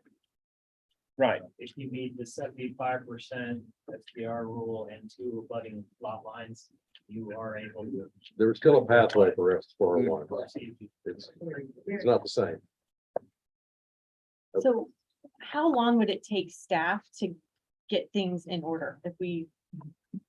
So I stop, but like if you did not process new applications for a time, would it take 30 days where all you were working on? I know you've got a lot of things you're working on. If all that entailed would be getting Jared the is software telling up? us what, 30 or a day? 25 to 30 a week. A week. And can you speak to how many new applications you're actually seeing? I mean, we are turning away a lot of folks. So under the 2 ordinance don't months qualify. probably. But there's a backlog, right? Of new? Yeah. Yes, so what staff has tried to do, we really tried to focus on the time sensitive items, things that have been pending since March and April. Yeah. Get those processed. Some of them are new, some of them are old. But we're getting those through. As far as new since the ordinance passed, part of what you're not seeing on that activity is the denials that we're having, this the conversation of. We have lots of people calling in, asking if the property has the capability of being an STR. So before they ever even make it to the actual application process, staff is turning those away. We probably have 5 to 10 of those a week as well, both in a mix of R1 and R2 for a number of different reasons. But yeah, so as far as the timeline, we're hiring a new person to assist with the STRs. Once we get that person trained up and that's their full-time role, I'm confident they'll be able to process 60 or so a week. Once we get, again, fully trained, fully up and running processing that we have at a full-time rate. If I'm still assisting with that duty, we can add the 25 to 30 of those. Again, a lot of that is variable depending on how many transfers we have. And those are time consuming as well. So roughly 60 a week to get caught up. I'm also curious about the people, this is one of your recommendations, Gerald, but setting a time limit for acting on a permit application.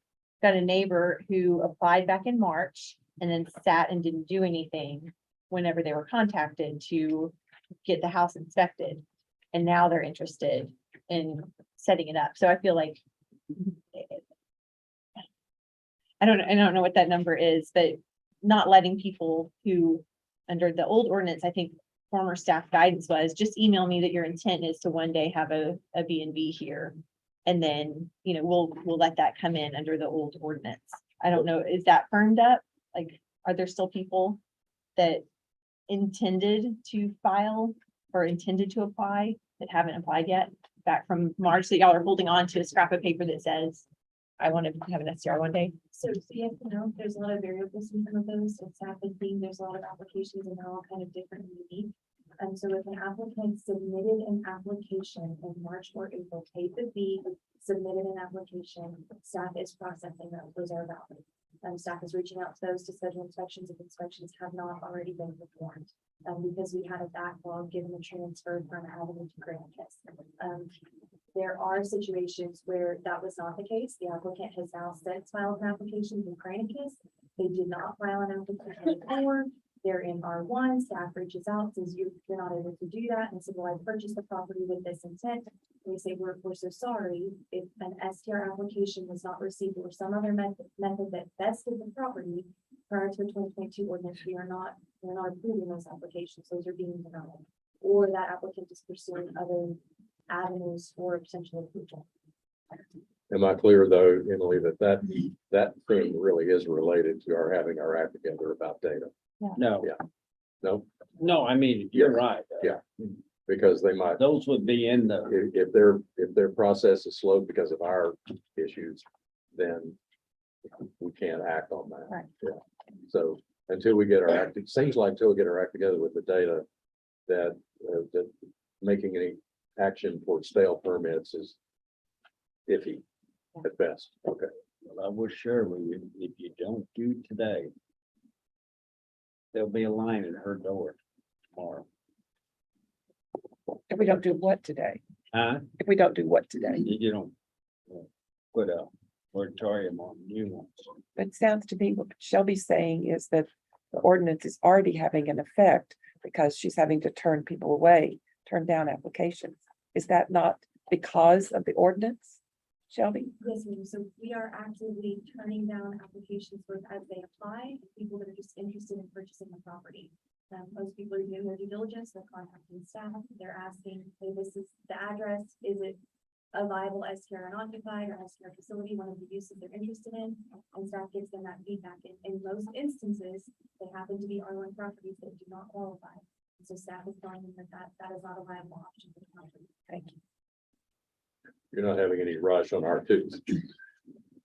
Not that we've seen, no. Council, for the sake of time, I'd like to move this along. Any further thoughts? I would like to see us move the declaration of revoke a permit away from the city manager and move it to the municipal court. Okay. We need a motion on that. Yeah, we do. So, because the agenda item language does allow us to take possible action, so we could do that. So you want to make that, you'd like to see that added to the existing ordinance? Yes. Okay, or a revision, I guess it would be. Right. And I would second that motion. I'd like to hear Clinton's comment on that. I don't think he's gonna cry. Right, we talked about that up front, and, you know, I think again, if we come up with a, you know, a process to take these to council that comes through me to council. As the mayor mentioned, an authority greater than me, I think the council would be probably the proper body to discuss suspension or revocation of a permit. Again, based on, you know, a number of violations, whatever that may be in the end, but. We don't have to specify the revocation process No. to make that action. So Right. is part of your motion to put it in the city council's authority? Or in other words, if it's not going to be city manager, what's it going to be? Municipal court. Municipal. court. And he said that in the motion. So I just want to clarify procedurally, that to make these changes in the zoning ordinance, you have to initiate a text amendment by motion. And that's why the agenda is noticed the way that it is. So any changes you want to make to the language in the zoning ordinance, which is most of the STR stuff. Either the city council or P and Z, either one can initiate that text amendment by a motion. So you can make that motion today if you wanted to. You need to sort of specify what the changes you want, and then that starts the process. We will prepare a draft ordinance reflecting those changes. It will have to go through planning and zoning commission, public hearing. They'll make a recommendation, and it will come to council with another public hearing and for a final decision to make those changes. Can't change the ordinance today, but we can recommend our changes we want to pursue. Right, you can initiate the process to start that. All right. And does Bobby's motion do that? That initiates the process Is that? for that one thing. process? Right, I mean, and you can make, I think you can make multiple motions on these different issues if you want to today to get that process started on each of those items, or one big motion and list out the specific things you want. So is that clear, everybody? The process of changing an ordinance is more comprehensive than we can do today. But we can acknowledge these are the things that we want to initiate the process for P and Z or staff to start rewriting the ordinance, revising, amending. So is that clear? Okay. Is that okay with your motion? Good. It's- Yes, from what Clint just said, so the way it goes would go through the city manager or from the municipal court to the city manager and then to city council for final processing. Is that correct? For the administrative adjudication process. I mean, it's whatever direction y'all want to go. I mean, right now, it's just set with the city manager, so if you wanted to. First of all, right now it's tied to a conviction, which in my opinion means it's got to be a municipal court conviction. So you may want to consider adding in a finding under the civil process, which we didn't include as part of that. So that's one question, is if you want it to be just a conviction, tied to a conviction, or if you want it to be tied to a finding of essentially liability in the civil administrative process. And then after that, you need to determine if you want it to go, if you want the city manager to bring a recommendation to council after that, or how you want the kind of the steps in that process to play out. And that's where that minor violation might come in through that administrative process. So initiating a different process can be the motion and the specifics to be worked on by staff. Correct. And legal. And through planning and zoning, they'll make a recommendation, and when it comes back to you, you'll have a public hearing and an opportunity to really finalize how you want that to read. Okay. So the motion could be to take a look at that and to, with the purpose to be changing.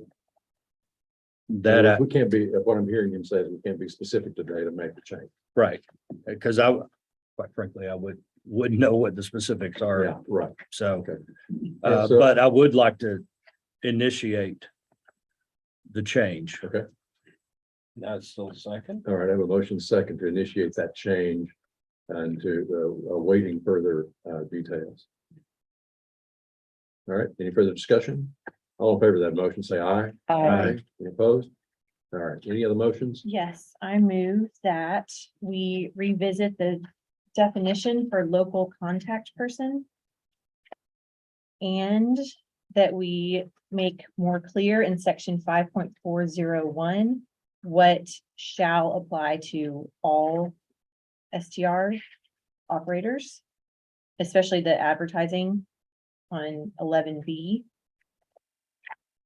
And on section 7.710, about impervious cover, that I think this is incorrect, that pools, including but not limited to swimming pools, reflecting pools and fountains are included in this calculation, not excluded. Okay, you had 3 or 4 things. Would you repeat them? I heard impervious, local contact. And 5.401 is what shall apply to everyone. And What does it say, may?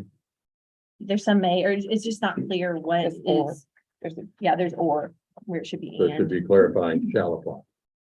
That's your motion. Yes.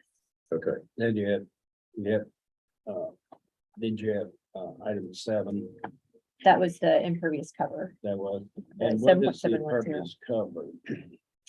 It's saying, Maybe we're trying to clarify it. yes, it just says pools, including but not limited to swimming pools, reflecting pools and fountains are excluded from the calculation of what impervious coverage is, and it should be included in the calculation. okay.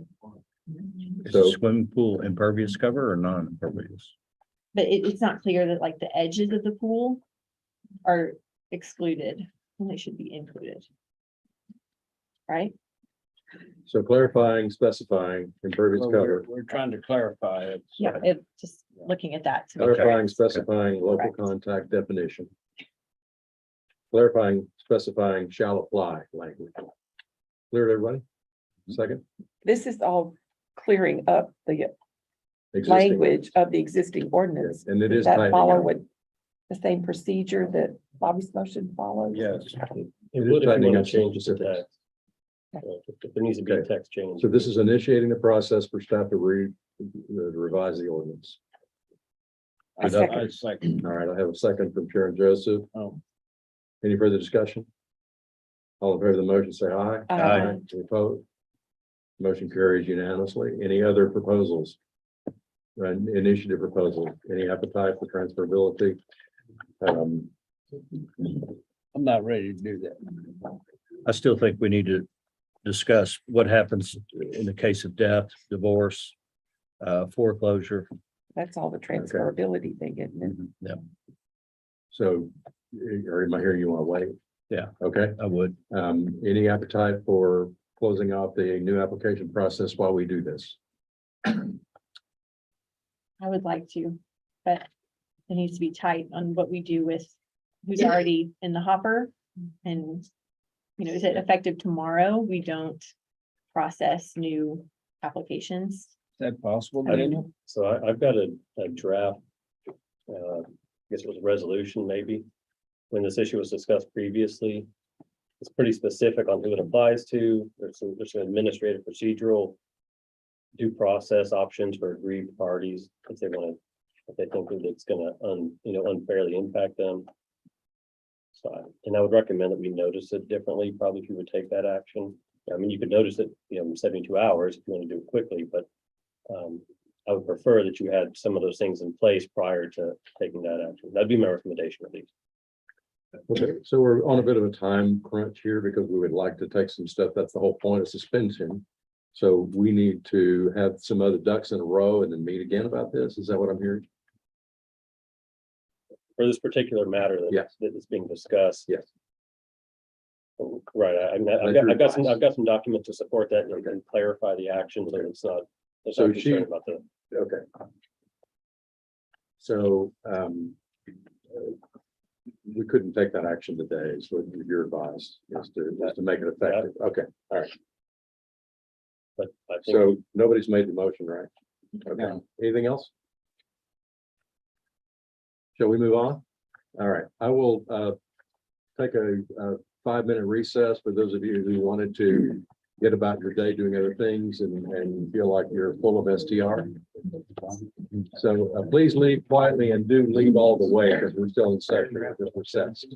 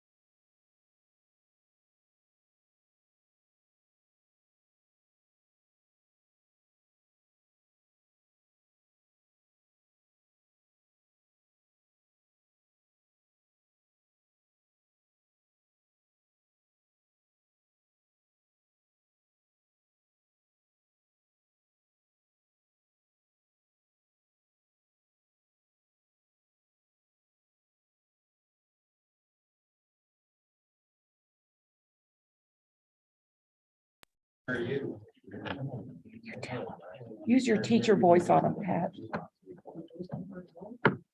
All right.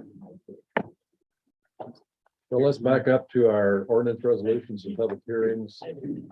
I'll call us out of recess back into the session. So 7A, request by Travis Jacko to consider a land use change from LDR to MDR and the zoning change from R1 to mixed residential for properties located at 611, 613 East Austin, 106, 108 North Columbus Street.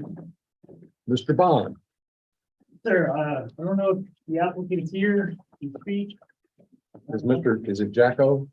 Yes. Is he here? Oh, he's a firefighter. Okay. Okay. Is anybody here on that side of the issue? I mean, representing, okay, go ahead. Okay, sorry, I'm trying to pull up everything.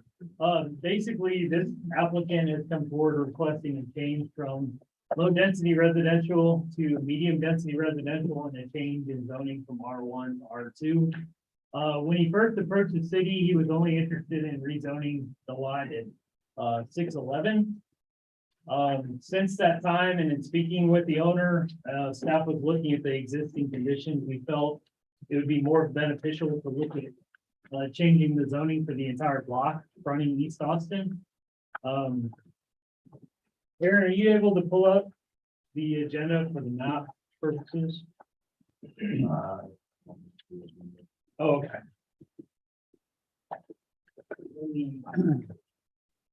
If you're able to pull up your agenda packet on page 98. That's a map showing the existing zoning. So this property is surrounded by R2 zoning to the west. That's Gail Galley's former property. It's currently an SDR facility. The properties to the south along Main Street are all C2 zoning. And then surrounding the remainder on the north and east side is R1 zoning. So again, this request has been revised to include 4 properties, all fronting East Austin and Columbus, where the remainder of that northern half of the block would become R2 zoning. So staff held a public hearing at their October 5th meeting.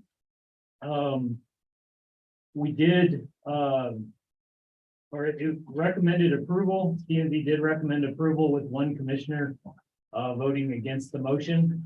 But because the property abuts C2 zoning and to maintain consistency with other areas along Main Street, staff is recommending approval of the requested land use and zoning changes. Be happy to answer any questions you might have. Questions? I don't have any. I do have one question. On their project application for the proposed use, this is on agenda page 99. It says to bring property into compliance with new STR rules to be able to add a bathroom onto the 3-1 house. So that is incorrect. 611 is currently an SDR unoccupied. It's a 3-bedroom, 1-bath house. So the applicant would like to add a restroom because it lies within R1 zoning. That would be an expansion of the use, so it wouldn't qualify to do that. So it basically the option was to look at this rezoning. And that's where with staff working with him, it just made sense to look at the remainder of the block, not just this one particular lot. The other properties, 613, I believe is a primary residence. And then 108 is currently vacant. So that corner tract is a vacant piece of property. And then 106 is a long-term rental. So we haven't been made aware of any other plans to change the current uses. The only one we're aware of is 611, which basically would be adding the restroom.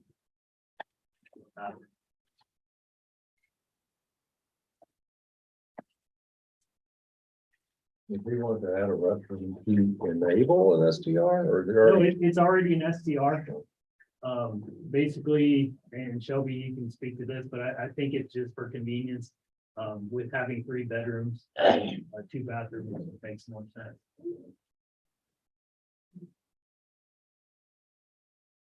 My one concern is that there's just not a sidewalk on that side of Main Street or a bridge to get over. So there'd be crossing at Columbus or Olive where the closest stop sign is. So if we're making this area more dense. But, I mean, I'm fine with the change. I just wanted to kind of flag that, if we're gonna increase the density, we also need to look at the walkability, Am I relative to becoming R2 or the Yes. SDO? Okay, the R2 Yeah. zone change. okay. So former, go back to that area. Yeah. It was recommended that this whole area at some point become R2 buffer. Is that a viable option in the future?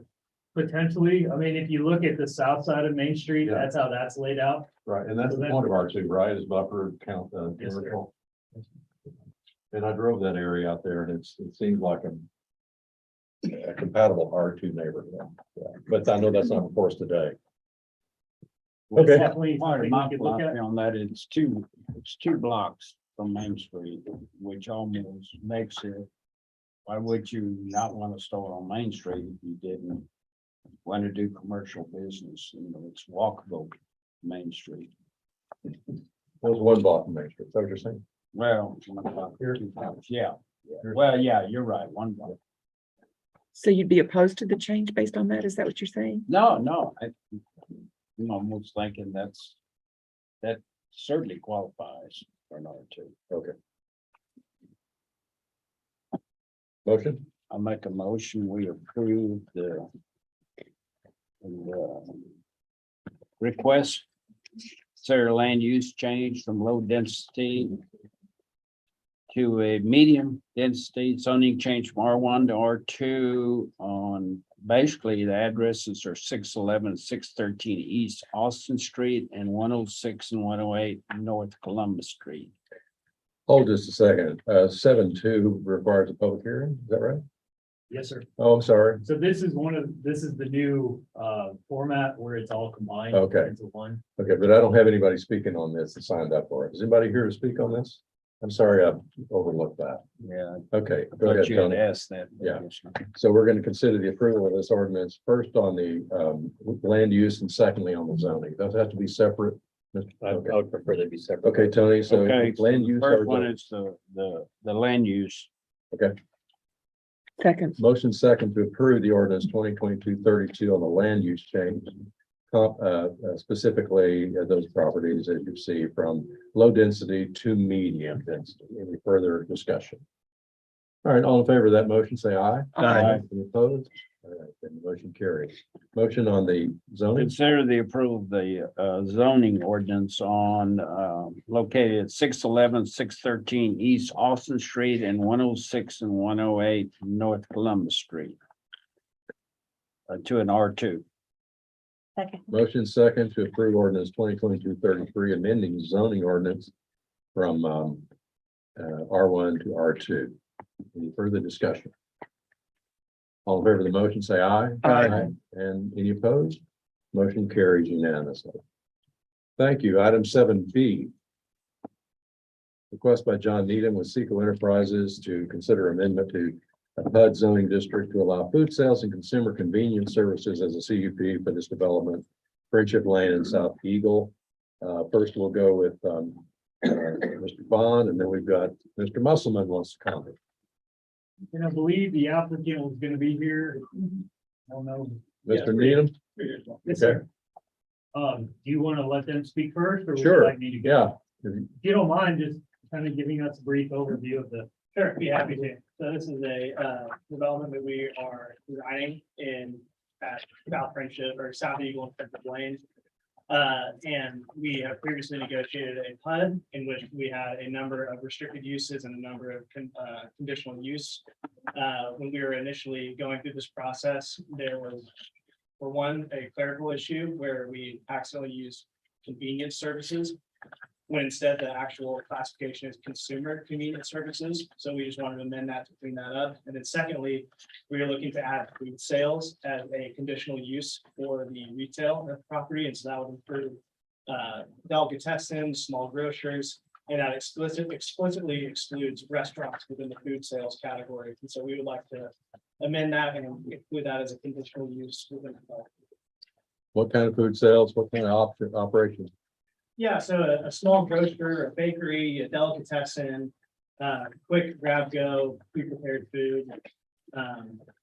Not a 7-Eleven, not a fast food, in that sense. It's much more of a small grocer, bakery, delicatessen. No gas, no drive-through. But would that include beer and wine sales? Incidental sales of beer and wine. The definition of that is on page 111 of your packet at the bottom. It defines food sales.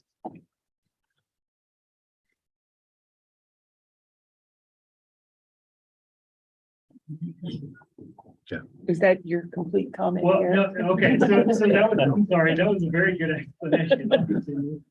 So again, this is a 32-acre mixed-use development located at the southwest corner of Eagle and Friendship. It received the PUD approval back in the spring of 2021. There were a number of prohibited uses included in the PUD, but overall, the base zoning for that PUD was MU2. Food sales was a prohibited use, but I think a lot of the concerns were with restaurant or heavily trafficked uses. In addition, as the applicant mentioned, convenience services was included as a CUP. That's not specifically defined in the city zoning ordinance, so this is just a drafting correction. It would be titled Consumer Convenience Services. The other thing to mention, the food sales would be added as a conditional use, so it would come back before P and Z and the board and the city council. So you would have an opportunity once they have a tenant in tow to review the proposal. So P and Z did hold a public hearing at their October 5th meeting. We had one commission member recuse himself, Mr. Musselman, but it was unanimously approved. We did receive one letter of protest, specifically speaking to traffic and just concerns with the overall density of the development. But again, ultimately, because both options would have to come back through the approval process at CUPs, approval is being recommended. So this proposed for a corner of the property, I mean, access to Bridgeville? It fronts Friendship Lane. Just where the Somewhere. Go to page 126 of the packet. Oh, I didn't find it. That's somewhere along here. Yeah. Okay. That's your house now? You bet. So do I have this right? It's I can pop into the local bread, get a carton of milk, that kind of stuff. Correct. Candy bars, et cetera. Yeah. So it's like a mini mart without gas. Yeah, it's no gas station. It'd be a Royal Blue or a Tom's Market. Those would be examples of a small grocer. Does that require new issues with egress and egress and that kind of stuff? So they have a TIA for the overall development. Once we receive the formal application, we would review to make sure the original assumptions are all intact. I don't know, we did take into consideration that that would be a use. Say again? Within the TIA, that was considered a use within the original traffic impact analysis. This type of retail use was contemplated. Tom? The issue that my wife and I brought up is with food sales. We don't know what that would, how that would impact the ever increasing amount of traffic on Friendship. Now, in food sales, would this be any kind of food sales that require, is there to be sit down, are people gonna be able to sit down and eat? Are they going to be making the sandwiches? Is this going to be like a destination place for people to go? Because our concern is that it's an increase in an increase in traffic on Friendship right now. And I've got some other things I'd like to say about Friendship and traffic control on Friendship that not control, traffic management. So the big issues that we have in the neighborhood is that the number of people that are coming in, what kind of businesses? And then also, what are we talking about with consumer convenience services? I know that all the food aspect of it is a conditional use permit, but what, can we be more definite about what kind of, what is consumer convenience services? Because this is a development that is brand new to the city of Fredericksburg. This is MU zoning, okay, that is not MU zoning, but it is MU zoning. And so we are, this is the beginning of, I think, the commercialization of the residential area, the R2 area that Franklin has implemented here. So would the food sales, would all people that work in the delicatessen, I guess in delicatessen, you have to have a food handler's permit, but do you have to have a food handler's permit in 7-Eleven? Yes. Yes.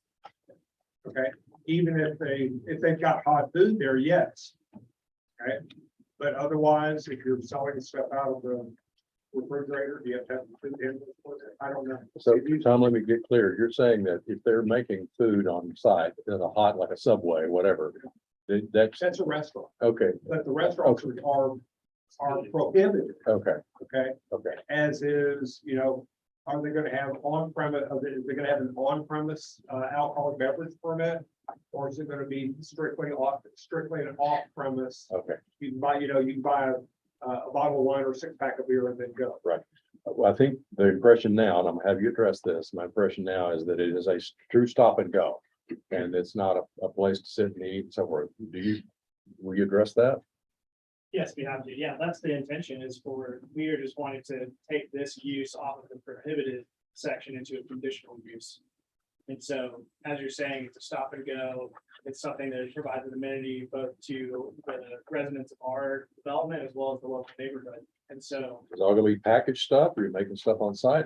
at some level, I can't answer that until we have a tenant in place. This is one that we would have to be bringing to you in the future for this conditional use. Okay, so we have another step process in improving this. And that's a very important point. So all you would be doing is approving the potential for this use. Ultimately, once they have those details, they would have to come back before P and D and the council for approval. And we're So not, if there's concerns about seated, those details would have to be spelled out. Ultimately, you could deny it if it doesn't meet the intent of the ordinance. okay. So the question that I'm asking is that with food sale, I'd like you to look at the big picture of what's happening on East Friendship Lane and the development of traffic on East Friendship Lane and ways that the city of Fredericksburg is going to have to mitigate that traffic, either through traffic lights, either through 4-way stop signs, or through the creation of a turn lane on East Friendship Lane that might result in a one lane and a breakdown lane on either side, north and south side of Friendship. And on the other side of it, for all the people that already live in the area and will soon live in the area, how nice to have a place they could walk to get groceries or a sandwich instead of either having to walk all the way to Walmart or HEB. Let me ask you, there's a project going on. Is that yours that's here in this corner, I guess? No. So that's not actually shown on there, right? No. It's in that vacant, and of course, Mosley's building on the other corner. Yes, sir, the southeast corner. He's talking about right. No, I'm talking about right down here on. That's Eagle what Street. he's proposing. Oh, I Oh, there's fringe. yeah, but that's all in the plan. He's talking about another development that's going Well, on there's right the now. development, there. Down, well, that one is Mosley's the Who's doing corner, and down here on Eagle. Is that Aaron? That's a Am set I of on the wrong side? No, No, it's condos. yeah, yeah. Josh, aren't you on that project? Yeah. Further down. Different. That's a Yeah. different project. It's not, Okay. no. So the decision today, council, is to approve the concept. Yeah, and the specifics to be, will be approved later. And we're not bound by today's decision for the specifics later. Okay. Is all this due to a staff error because we didn't say consumer convenience services? Yes. All of this, but it's a change also. I think They're- I can help clarify some of that. So when we went to PNG the first time, we contemplated a small grocer. And that's how the convenience services came into play because no one knew what use to put the definition for especially want to for the lack of better ambiguous. That's how the consumer convenience services ended up, not themselves. So when we went back and we were finding tenants, we realized what had happened and reached out to Garrett and Shelby and Daniel and got everything figured out. So that's why we have to recently look at this. I will say restaurant is a permitted use on our property and it was taken into consideration when we did this. So, Not. I mean, probably the pub, sorry. So everything's been, pushed through and considered for all of it. And there will be an ingress entrance into, that's what we had to do, those 3 entrances as well, so. So Tom, if it really was a stop and go, I mean, it really was, people walk, pick up milk, whatever. I mean, we're gonna have traffic on Friendship because it's gonna have new development anyway, and I think that the issue was for us is there's a big difference between in the clarification of what we mean by food services, because definitely a restaurant with any kind of seating is going to attract people and they're going to stay. Whereas if it's a delicatessen where you're picking something up and leaving, or a stop and go, where you're going in, you're buying something, you're getting in your car, you're going inside, you're leaving. Right. You're not staying. Right. So personally, I agree with him, and I would just give you notice that whatever we receive in specifics, my vote is going to be contingent on it being that. That's exactly what he said, because I like the idea of that service being there for those people. That's kind of a new trend and development anyways, to provide those peripheral services for people who live, because the whole point is to stay out of your car if you can. I mean, for me, I know that's a big task. Anyway, anybody ready to move on this? Yes, I move we approve ordinance 2022-34, amending the zoning ordinance of the city to approve the amendment for the PUD pertaining to 32.55 acres located at the southwest corner of Friendship Lane and South Eagle. Second. Motion second to approve ordinance 2022-34, amending that zoning ordinance to approve the estate. Read it again. Any further discussion? All in favor of that motion, say aye. Aye. Any opposed? Tom, keep us up and I need you to be with us on this. All right, so what is it? 7 or 7 C. still 7C, thank you. Request by Skip, is it Preble? That's Breville. Thank you. To consider amendment to the PUD, allow hotel motel as a principal permitted use in the CD district for the development known as Freedom, 133 Otto Eckhart Road. Garrett? Yes, sir. And I think Mr. Preble can speak to some of this, but I'll give a brief overview. So Freedom as a whole is a 219 acre development that was annexed with flood zoning back in 2017. As you're probably aware, phase 1 of the single family residential component of the development has homes under construction. And a multifamily project is also being proposed that should get under construction in the near future, coming off of Freedom Parkway. So the actual commercial district of the PUD is a 32 acre tract located at the entrance off of 87.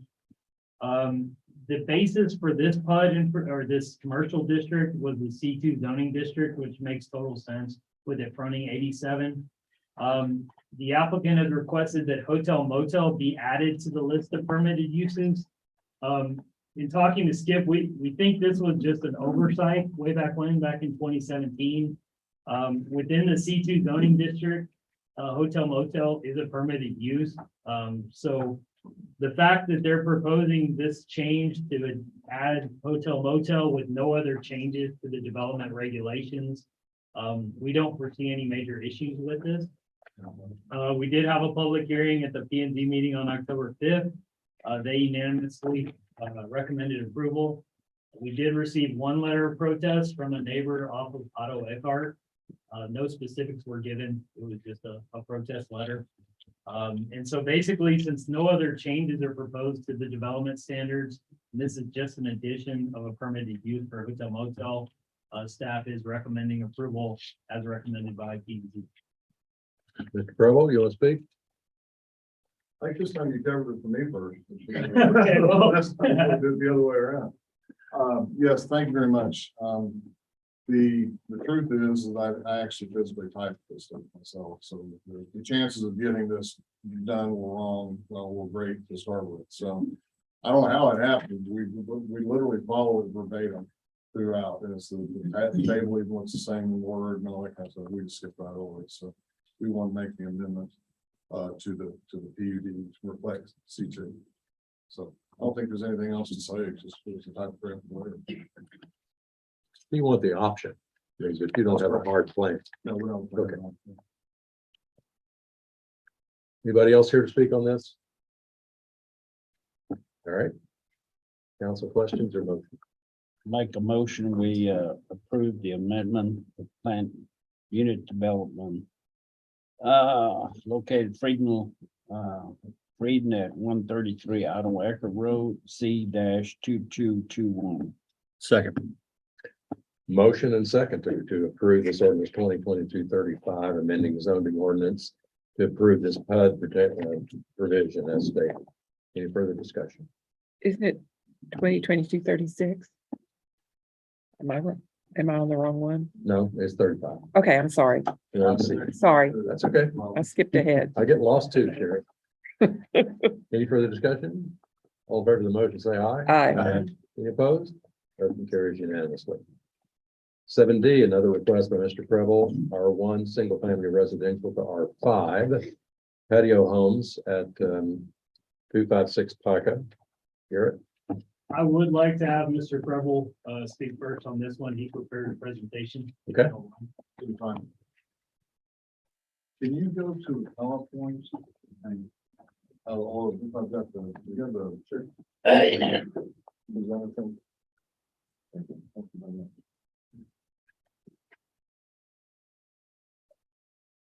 Well, just like Logic. Hold on. Let's see. Yes, it does. Okay, good. All right. It's a different brand. It wasn't sure. So I can get my hires on.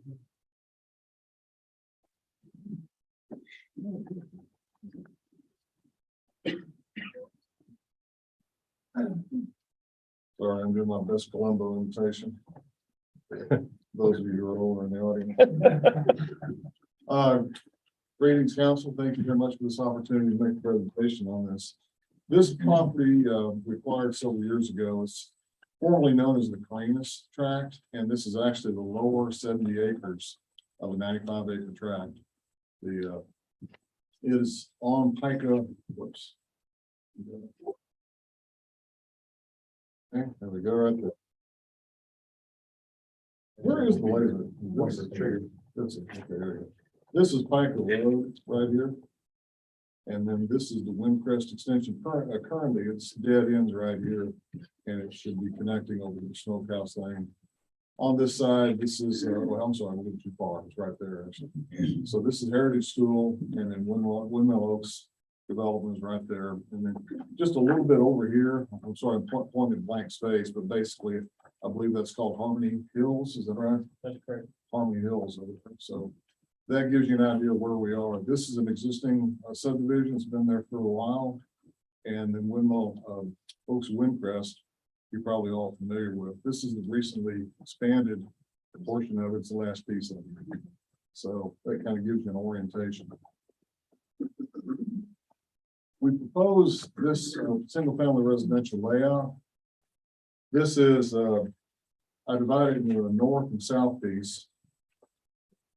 Right in here, okay, the south portion of this, we have under contract with Sitterly Homes out of San Antonio and Austin. And they want to do a garden home project there. The north piece, we don't have any current plans for, maybe just an extension of Sitterly going forward, but that's we would do a similar curvilinear design on that. For those of you who haven't seen it, but we have, I'm a big fan of the curvilinear design process. It does a really good job of slowing down traffic naturally.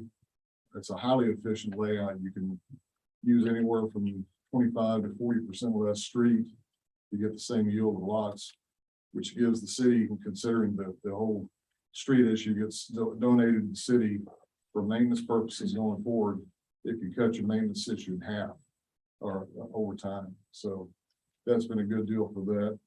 We have two entrances off of Pica, one here and one here. And then they'll connect. And then this will connect to Windcrest up here in one spot. And also through Oaks and Windcrest. That's a currently stubbed out street. This street here is actually going into Green Meadows. Green Meadows. I always want to call it Green Mountain for some reason. But Green Meadows, and there, that's really more of an egress point for the existing subdivision. I doubt it's going to be used much by the residents in here just simply because their access out is a little problematic anyway. So it's really more for relief for the joint. Go to slide 3. This is the proposed layout on the aerial photography. Again, you can see the existing Windmill Oaks project right here. The idea is to be able to provide this the connection and but be able to just kind of build our way up from Pica, and if we get someone to work with on the north half of it, we'll probably build south off of Windcrest and come into the middle. This is a sample layout for Sitterly. I wanted to point out something here. The Sitterly is someone I've dealt with since the 1980s. When I started my development career, I was in Stone Oak in San Antonio back in 81, 82, when I came out of grad school. And they have always been a really high quality product. They do a very good job with it. What I'd call a semi-custom product. It's affordable in mid-tier homes. Mid-tier home. They're not an entry level KB type home. They're an upgrade middle class middle income home. This is going to be a 55 plus community. It's going to be age restricted, obviously. Is the idea of this product they've had a lot of success with around the C project, which is the professional golf course in North Central San Antonio, also over in Georgetown. I think they've got one of these projects in Burning. And the whole tone is basically they use a zero line approach on this. If you look right now at the top house right there, we set it up as a sample. There's a black line running right down there and a black line running right there. That would meet the 5-foot side yard setback requirements under R1. So you'd have 2 5-foot side yard setbacks. Now, granted, is the lot is pie shaped, so it gets larger as you go back, but you end up kind of with 2 bigger backyards split by the house. What R5 will do for us, it doesn't multiply the density by 5 like everybody seems to think it needs, but it actually is almost the same density. It's just what it does is it allows them to have instead of 2 5-foot minimum side yard setbacks, it'll make this 0 lot line. So it goes right up next to the neighbor. So that neighbor has all that area for their left side yard, and that guy has all of his over there for his. And he has 10 feet in between him and the next guy's 0 lot line wall. There will be no penetrations in the side of the house on the 0 side. So nobody looking into your side yard. Effectively, you kind of pushed all of you all the way to the side to that side of the front. This will be a lawn maintenance supplied front and back. So the having the one side yard actually helps their lawn maintenance process immensely. So they just have to go in one side and mow the one area. The already covered lawn maintenance. These will all be single story. That's 55 plus typical deal. They are courtyard, front yard type product. And again, the R5 is necessary for that because you have to have a little bit more space on one side or the other to actually create the courtyard. So you can push the garage over onto the non-view side.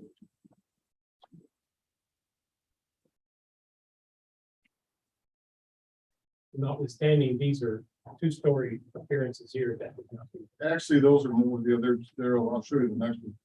This looks, that's really not, that's actually a workout. So it's more cosmetic than anything else. It's tough to sell 55ers, you know, anything, bad knees are a problem with all of us. So, and if you don't have them yet, you're going to get them. So, that's, in this case, you can kind of see zero lot line. You see the penetrations. You can see the windows on this side and the offsets. That's zero, that is a zero lot line. That is a zero lot line. So those, they have privacy all the way around on this side. So it's actually a pretty, very attractive concept and a very workable one as well. So, I think I'm gonna jump to talking about some of the concerns we got from some of the neighbors and the addressing that we did, but any questions before I get away from design, that sort of thing right now? I know it's early, but is there any estimate on prices? Yes, mid fives. Pretty much mid $500,000. Same price in Fish Ryan's, approximately they have in Bernie and also in San Antonio. That's also where Oaks and Queen Crest phase 5 is, right? It's consistent with the entire neighborhood next door. So these will actually be highly competitive with what's been selling like hotcakes all around us. Will there be any restrictions on STRs? Yes, I was gonna get to that, but yeah, let's just go jump there right now. We are gonna be a dark sky community. Okay, but first of all, we're gonna talk about the noise. We have it as the first call was, biggest, you can't really control noise from construction with them very much, but you can control timeliness with it. The main thing is no short-term rentals, eliminates a lot of the parties, and generally this demographic is not terribly loud, you know. They can be, but I've been to parties and it's not, you know, maybe hard rock, but it's not loud acid rock, you know, so And they're done by 9. Yeah. the Done by 9. density was, I think I skipped the dark sky. What was there? There it is. Okay. I wanted to skip the other. We are gonna, I know we're a dark sky community here, but you know, we've really kind of taken that to an extreme and freedom, and we're gonna do that over here as well. That's actually the only two, that's the street lights on Freedom Parkway, looking out of my office window on top of the hill. And that's about 9 o'clock at night. That's a half moon up there. And I wasn't using a special camera. It's just all the light is directed down and shielded. So you have a pooling light along the streets and sidewalks, but you don't even illuminate the area across the street. We're not illuminating the area in the back. So we're going to do the same kind of thing in here as well. I don't think we'll have to use ballards for the walkway like we are in Freedom, because they'll be mainly street walkers, walking on sidewalks. Same kind of situation. So that takes care of lighting. We take care of the noise. Density was one of the things that you thought, one of the ladies that wrote me an email that I answered, thought that we're gonna have 5 times as many lots. And so it wasn't really a joke, it was just kind of funny. But the actual truth is, the minimum lot width is about 70 feet, the minimum lot size is about 7,500 feet. So we're getting 138 lots in this portion of it. That lovely layout right there meets code, cannot be, you know, you can frown at me, but for building drag strips. But basically it meets code and gives us 155 lots according to code. So we're really not looking for this as a density move. We're looking for a flexibility move. Traffic. Did I get around to the question you asked me? I'm sorry. Yes. Okay. Thank you. Randy Jenigus we had SEH do a traffic impact study.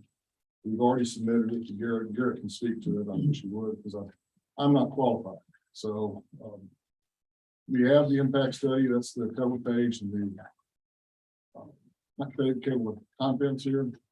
The main thing I can get out of this is that the analysis was done accounting for Harmony Hills, which is a brand new project going in just to the east, west of us.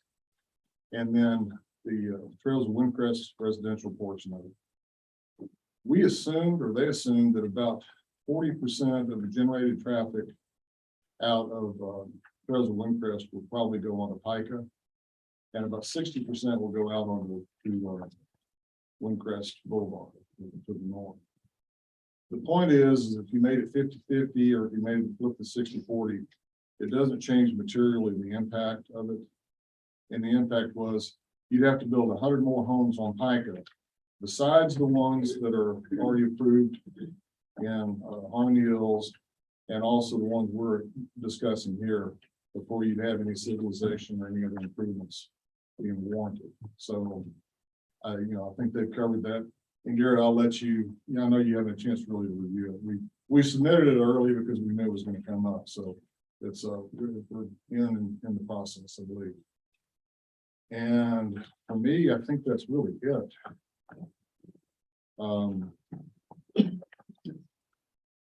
Any other questions on this?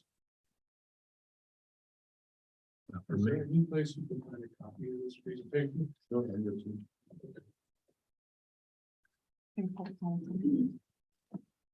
Nobody signed up for this. Is anybody here to address this? Protest letters, but no one signed up to talk. Okay, Protest letter, yeah, they will. Yeah. Notice of protest. So Mr. Preble did. You want me to sit? All right. Yeah, I mean, stay here for additional questions, but just to touch on a few additional items. So the property is currently zoned R1. In the city's future land use map, it is low density residential. There's been some concerns when this R5 application initially came in. We started receiving a lot of calls from people that when they hear R5, people assume it gets more and more dense as your number goes up. That's not necessarily the case, so it's a little misleading in the city zoning ordinance. R5 is still classified as low to moderate density, so there's no land use change required. We're only talking about zoning. Skip talked about access to the property. So Green Meadows subdivision does have old right-of-way extended to this property line. So one of the concerns we've always had with Green Meadows is one point of ingress egress.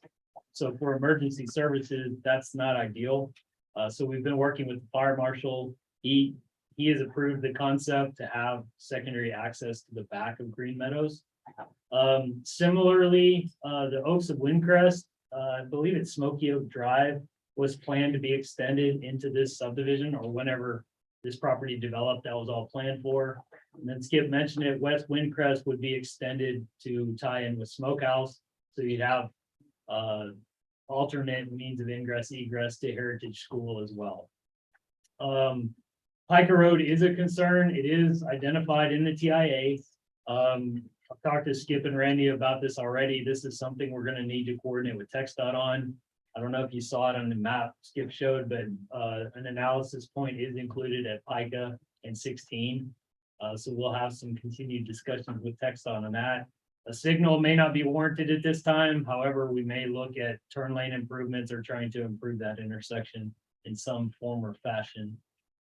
In speaking to the protest letters and P&Z's meeting on October 4th, we have received 9 protest letters that are in your packet.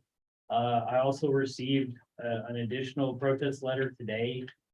Primarily, those are concerned with density and the development as a whole. Water, water and wastewater services, and the city's future ability to provide those services, drainage, and then traffic.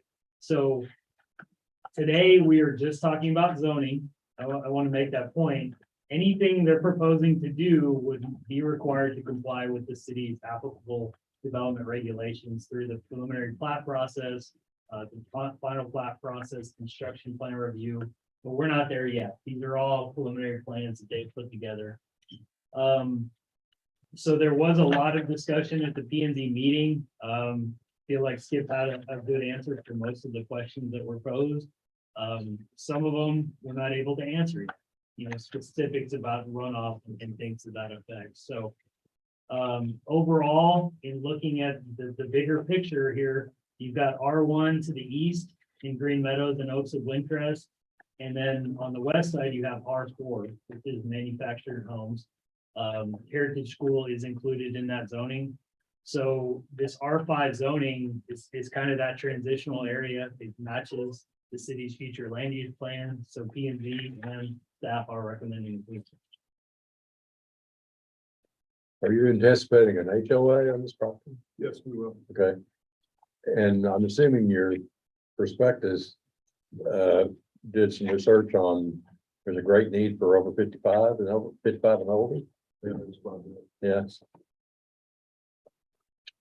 Yeah, Do we have any data on how many 55 and older homes are in our city?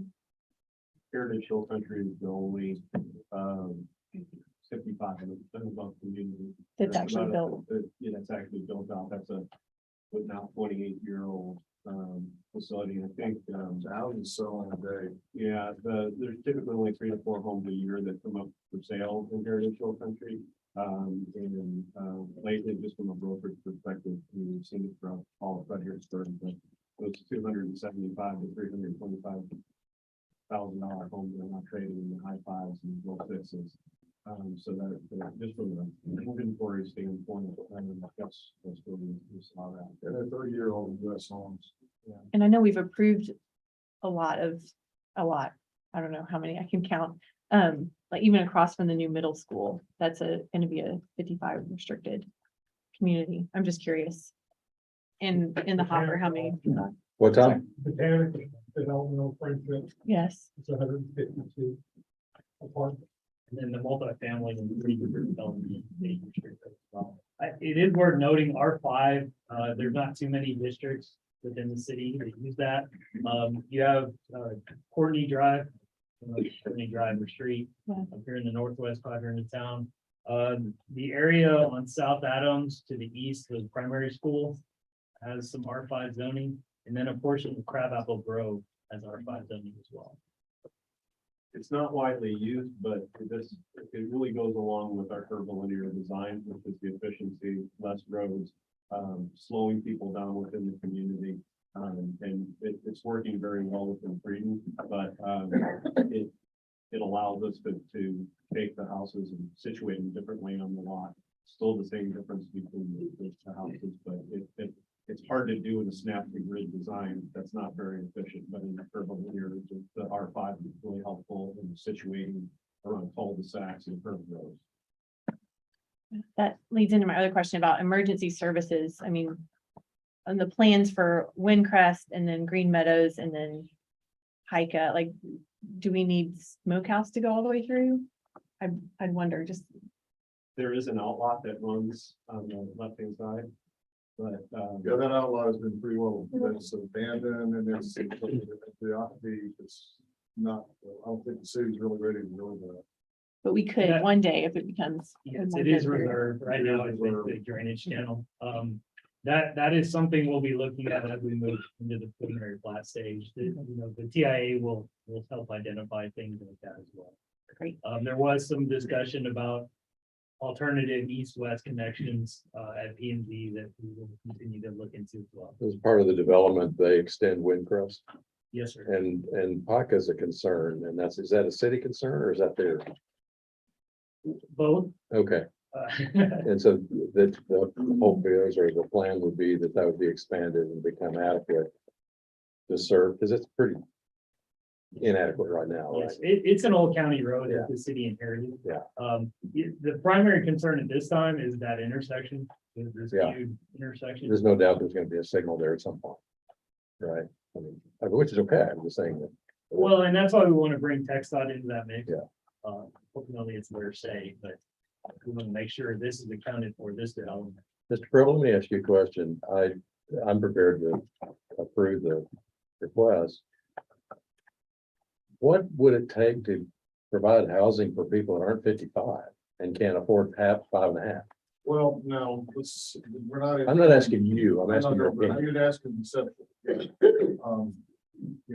The thing that is occurring right now in the marketplace, the people probably least impacted negatively by the jacking up of interest rates are 55 plus. They people who have it, even if even a discount from what they were gonna sell their house for, could have sold it for 2 years ago.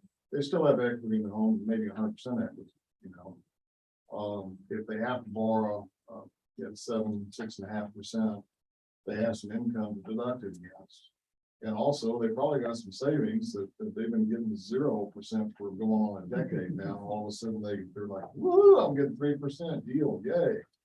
And I mean, my grandparents, they literally retired and they bought CDs and we yielded 11.5%. When I was at Stone Oak, the guy that we bought the ranch from, the German rancher, that still was out there cutting his goats on the weekends. He had $4.5 million in tax-free municipal bonds that could not be called, yielding 9% tax-free. Okay, so we've got a whole other world that's been going on for the last decade. And all of a sudden, there is a segment of this population that's looking at this going, not all that bad, you know. So I don't have to borrow the money. If I do, I'm going to get a deducted as part of it, and I at least get the next income off my savings for a time. If I don't get wiped out on the stock market. But so this is the reason we're going after that 55+. One is a lot of us, me included. I'm the tail end of the baby. I'm 2 years out, from the tail end of the baby. And there's a lot of them. There's a lot of people who would like to, you know, kind of be able to lock and leave. This is not going to be a gated community specifically. I don't want to be involved in another one like that. I've no problem treating, but just it doesn't fit there. You really don't need it.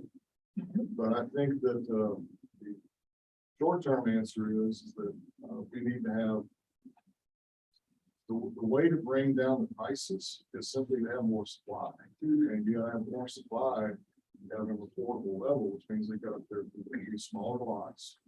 And they're going to be not the McMansion age is past probably for a while because lumber prices are 4 times as high as they were 15 years ago. So I mean, there's really not a good answer, but the answer is it's there, but it's. I was taking advantage of your being in the business to give me some advice, not relative to this project. No, because I realized this could have been all one. Community level. Yeah. It's gonna have to be, probably get spread the fixed cost over a smaller piece of property. And be able to use that straight up. And the good news is a lot of people buy it from the people come to the generation come behind from the largest home forwards in history. They're bigger than the baby. Right. And so if we can get that built, then plenty of people buy it. That makes sense? As much as anything makes sense about housing in Fredericksburg today, yes. But thank you. You may have added a different dimension to that question. I just want to take advantage of your presence today to respond to that. All right, council, any other questions? Anything further? Get everything you can. All right. Now you want to move it? Okay, I move that we approve Z 2222 to change 256 Pica Road from R1 single family to R5 patio residential. Second. Motion second to approve Z 2222 as presented. Any further discussion? All in favor of the motion, say aye. Aye. Any opposed? Motion carries unanimously. Thank you, Mr. Earl. Appreciate your presence and your presentation. All right, 7E, request by Gordon Sauer to consider a CUP to construct the SFR on property located at 112 East Austin. Boy, the P&Z's been busy. Yeah. Garrett? Yes, sir. So this is a request to construct a single family residence in the rear of the property at 112 East Austin. It currently operates as a spa facility and there's a small office building behind the spa. So back in the summer of 2021, an application was received by the city for a CUP to operate a bed and breakfast in this proposed residence. At the time it was approved, the driveway was to come off the west side and access the rear of the property with the proposed structure being located outside the FEMA floodplain. So since that time, Brandon Weinheimer has revisited the proposed layout, and they're proposing a slightly larger building for the single family residence. Because of that, we advised them that they need to come back with the CUP process. As we've gone through that process, the fire marshal has been looking at the project and has found that moving the driveway to the east side of the property actually provides better emergency access. That also required relocation of the small office building. But ultimately, the historic review or historic preservation officer has approved this plan. So we started talking about, is it going to be used as an SDR? The applicant has informed us that that is not the intent, that this CUP being requested to operate the building as a single family residence. So we held a public hearing at P&Z again on October 5th. It was unanimously recommended for approval. We did receive a number of protest letters. We actually received 2 letters of support. And then there was a protest letter received that's in your packet with some concern that they feel it will ultimately end up being an SDR. So in response to that, I wanted to let you know that if the owner applies for an SDR for this property, it would have to come back through the CUP process once again.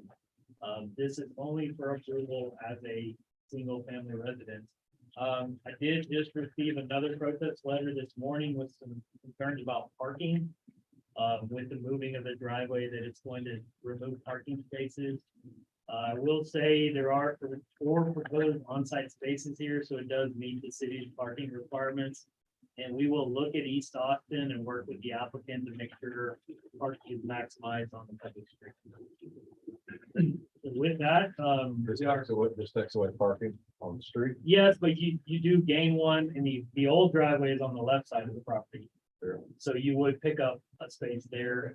But your protest was specifically about. It was just parking in general in that area, losing parking. So, P&Z did recommend approval, and staff is recommending approval as well. Maggie, did you want to speak? Yes. It will be a single. Maybe a single person. I like Maggie's testimony. Raise your hand. Any questions? Brandon, you have anything to add? No, we pretty well covered it. Okay, happy to answer any questions if you.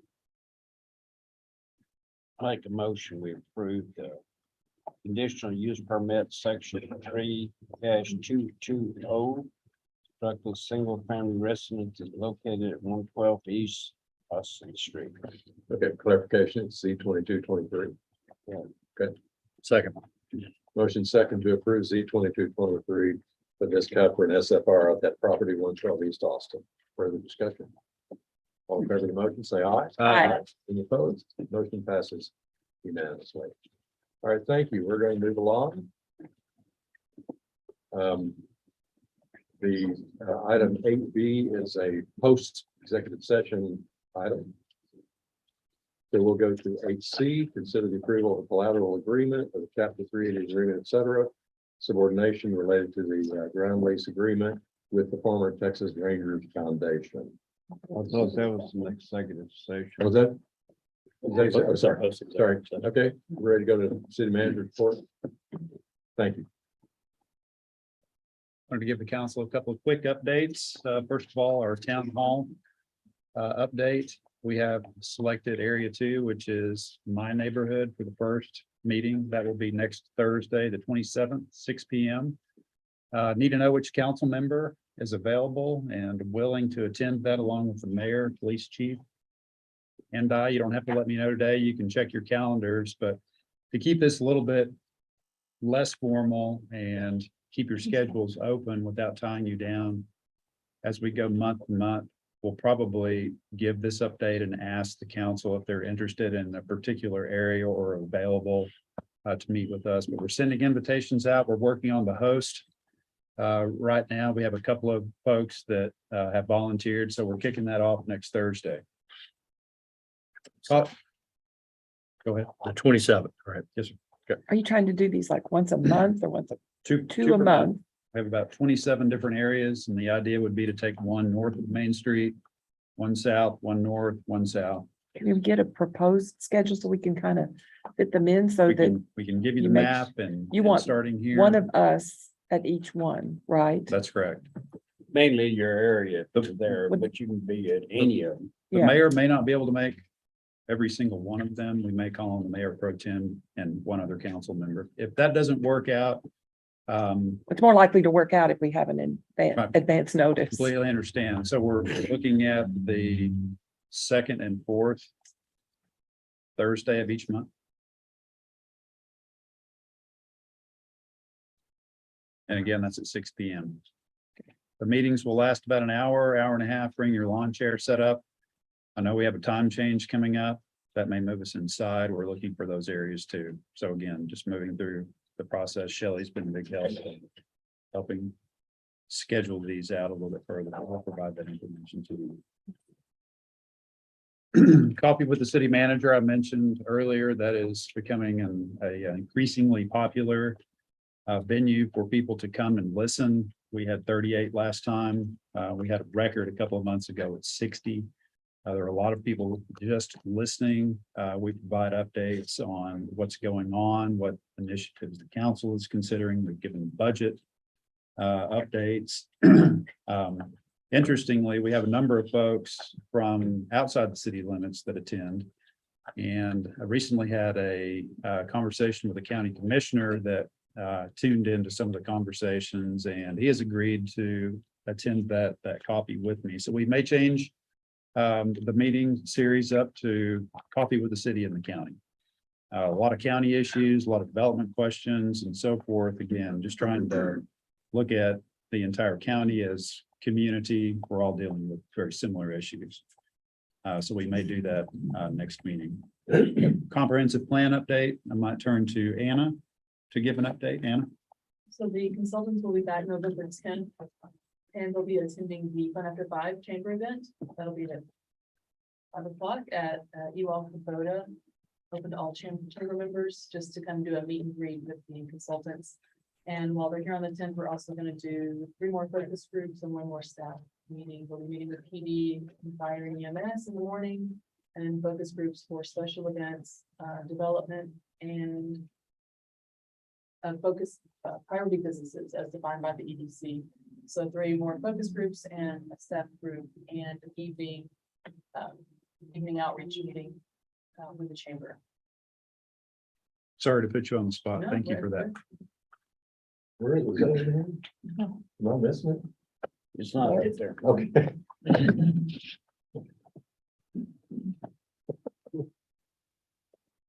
Anything else? That's it, Mayor. All right. Items for future agenda, I would like to recommend a discussion in the next couple of meetings about a couple of really great parking ideas I've gotten lately to address parking downtown. I'm prepared to provide some specifics. At this point, discussion, see. But as always, if you feel prepared at the meeting and want to make a motion, obviously that's good, but there's a couple of ideas that I've received recently that address the problem downtown, especially on the weekends. It's a 5-story garage right next to your house. Yeah, we'll talk about that Actually, later. across the street. They're Yes, they're that's been, working on the old jail. it was a jail. There was a jail proposal there at one time. Oh, across the street? Across the street, yeah, where what they call gazebo park, but it's really bandstand Right. park. Right. Yeah, the county proposed to Oh, build I a jail remember there that, back in yeah. the late 80s. Wouldn't that be cool? Actually, Jail, right? I'm kidding. I mean, I know you know I'm kidding, but my proposal has nothing to do with building anything. Cool. Yeah, a couple of good ideas I've received from some people from other places. Anyway, that's any other future agenda items you want to bring up? I wanted to see that list of all the potential items and how we might be able to categorize that into more quarterly rhythm. I would ask the council to add to that list when I send that out. Again, it's not a comprehensive set of discussion topics, but it's certainly a starting point. Just intended to be a primer more than anything. Anything else? I would suggest we might add the short-term rental item. Oh, yeah, back thank to the you. agenda I guess I just took it for granted. Keep that in the for pocket. discussion. Yes, sir. Get that, huh? Yeah, we'll get there. That's it. Anything else on that item? All right, we're ready to go into executive. And Mayor, we can reconvene in my office so that everyone can keep their seat in the room here, if that's okay with you. Okay. I need a motion. Move we go into executive session. Second. 11:58. Motion second to go into executive session from regular. All in favor, say aye. Aye. Aye.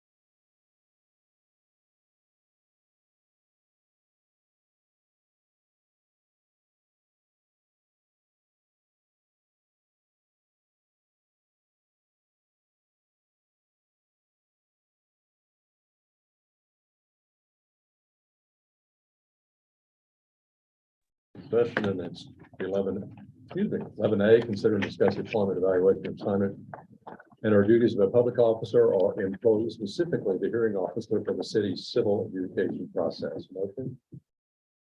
Motion, we approve the appointment of Joe Mersky as hearing officer for the city's new civil adjudication process. Second. I have a motion second to appoint Mr. Murphy. Any further discussion? All in favor, say aye. Aye. Opposed? I'll take one more last motion. Move to adjourn. Second. Motion second, to adjourn. All in favor, say aye. Aye. Welcome aboard, Joe.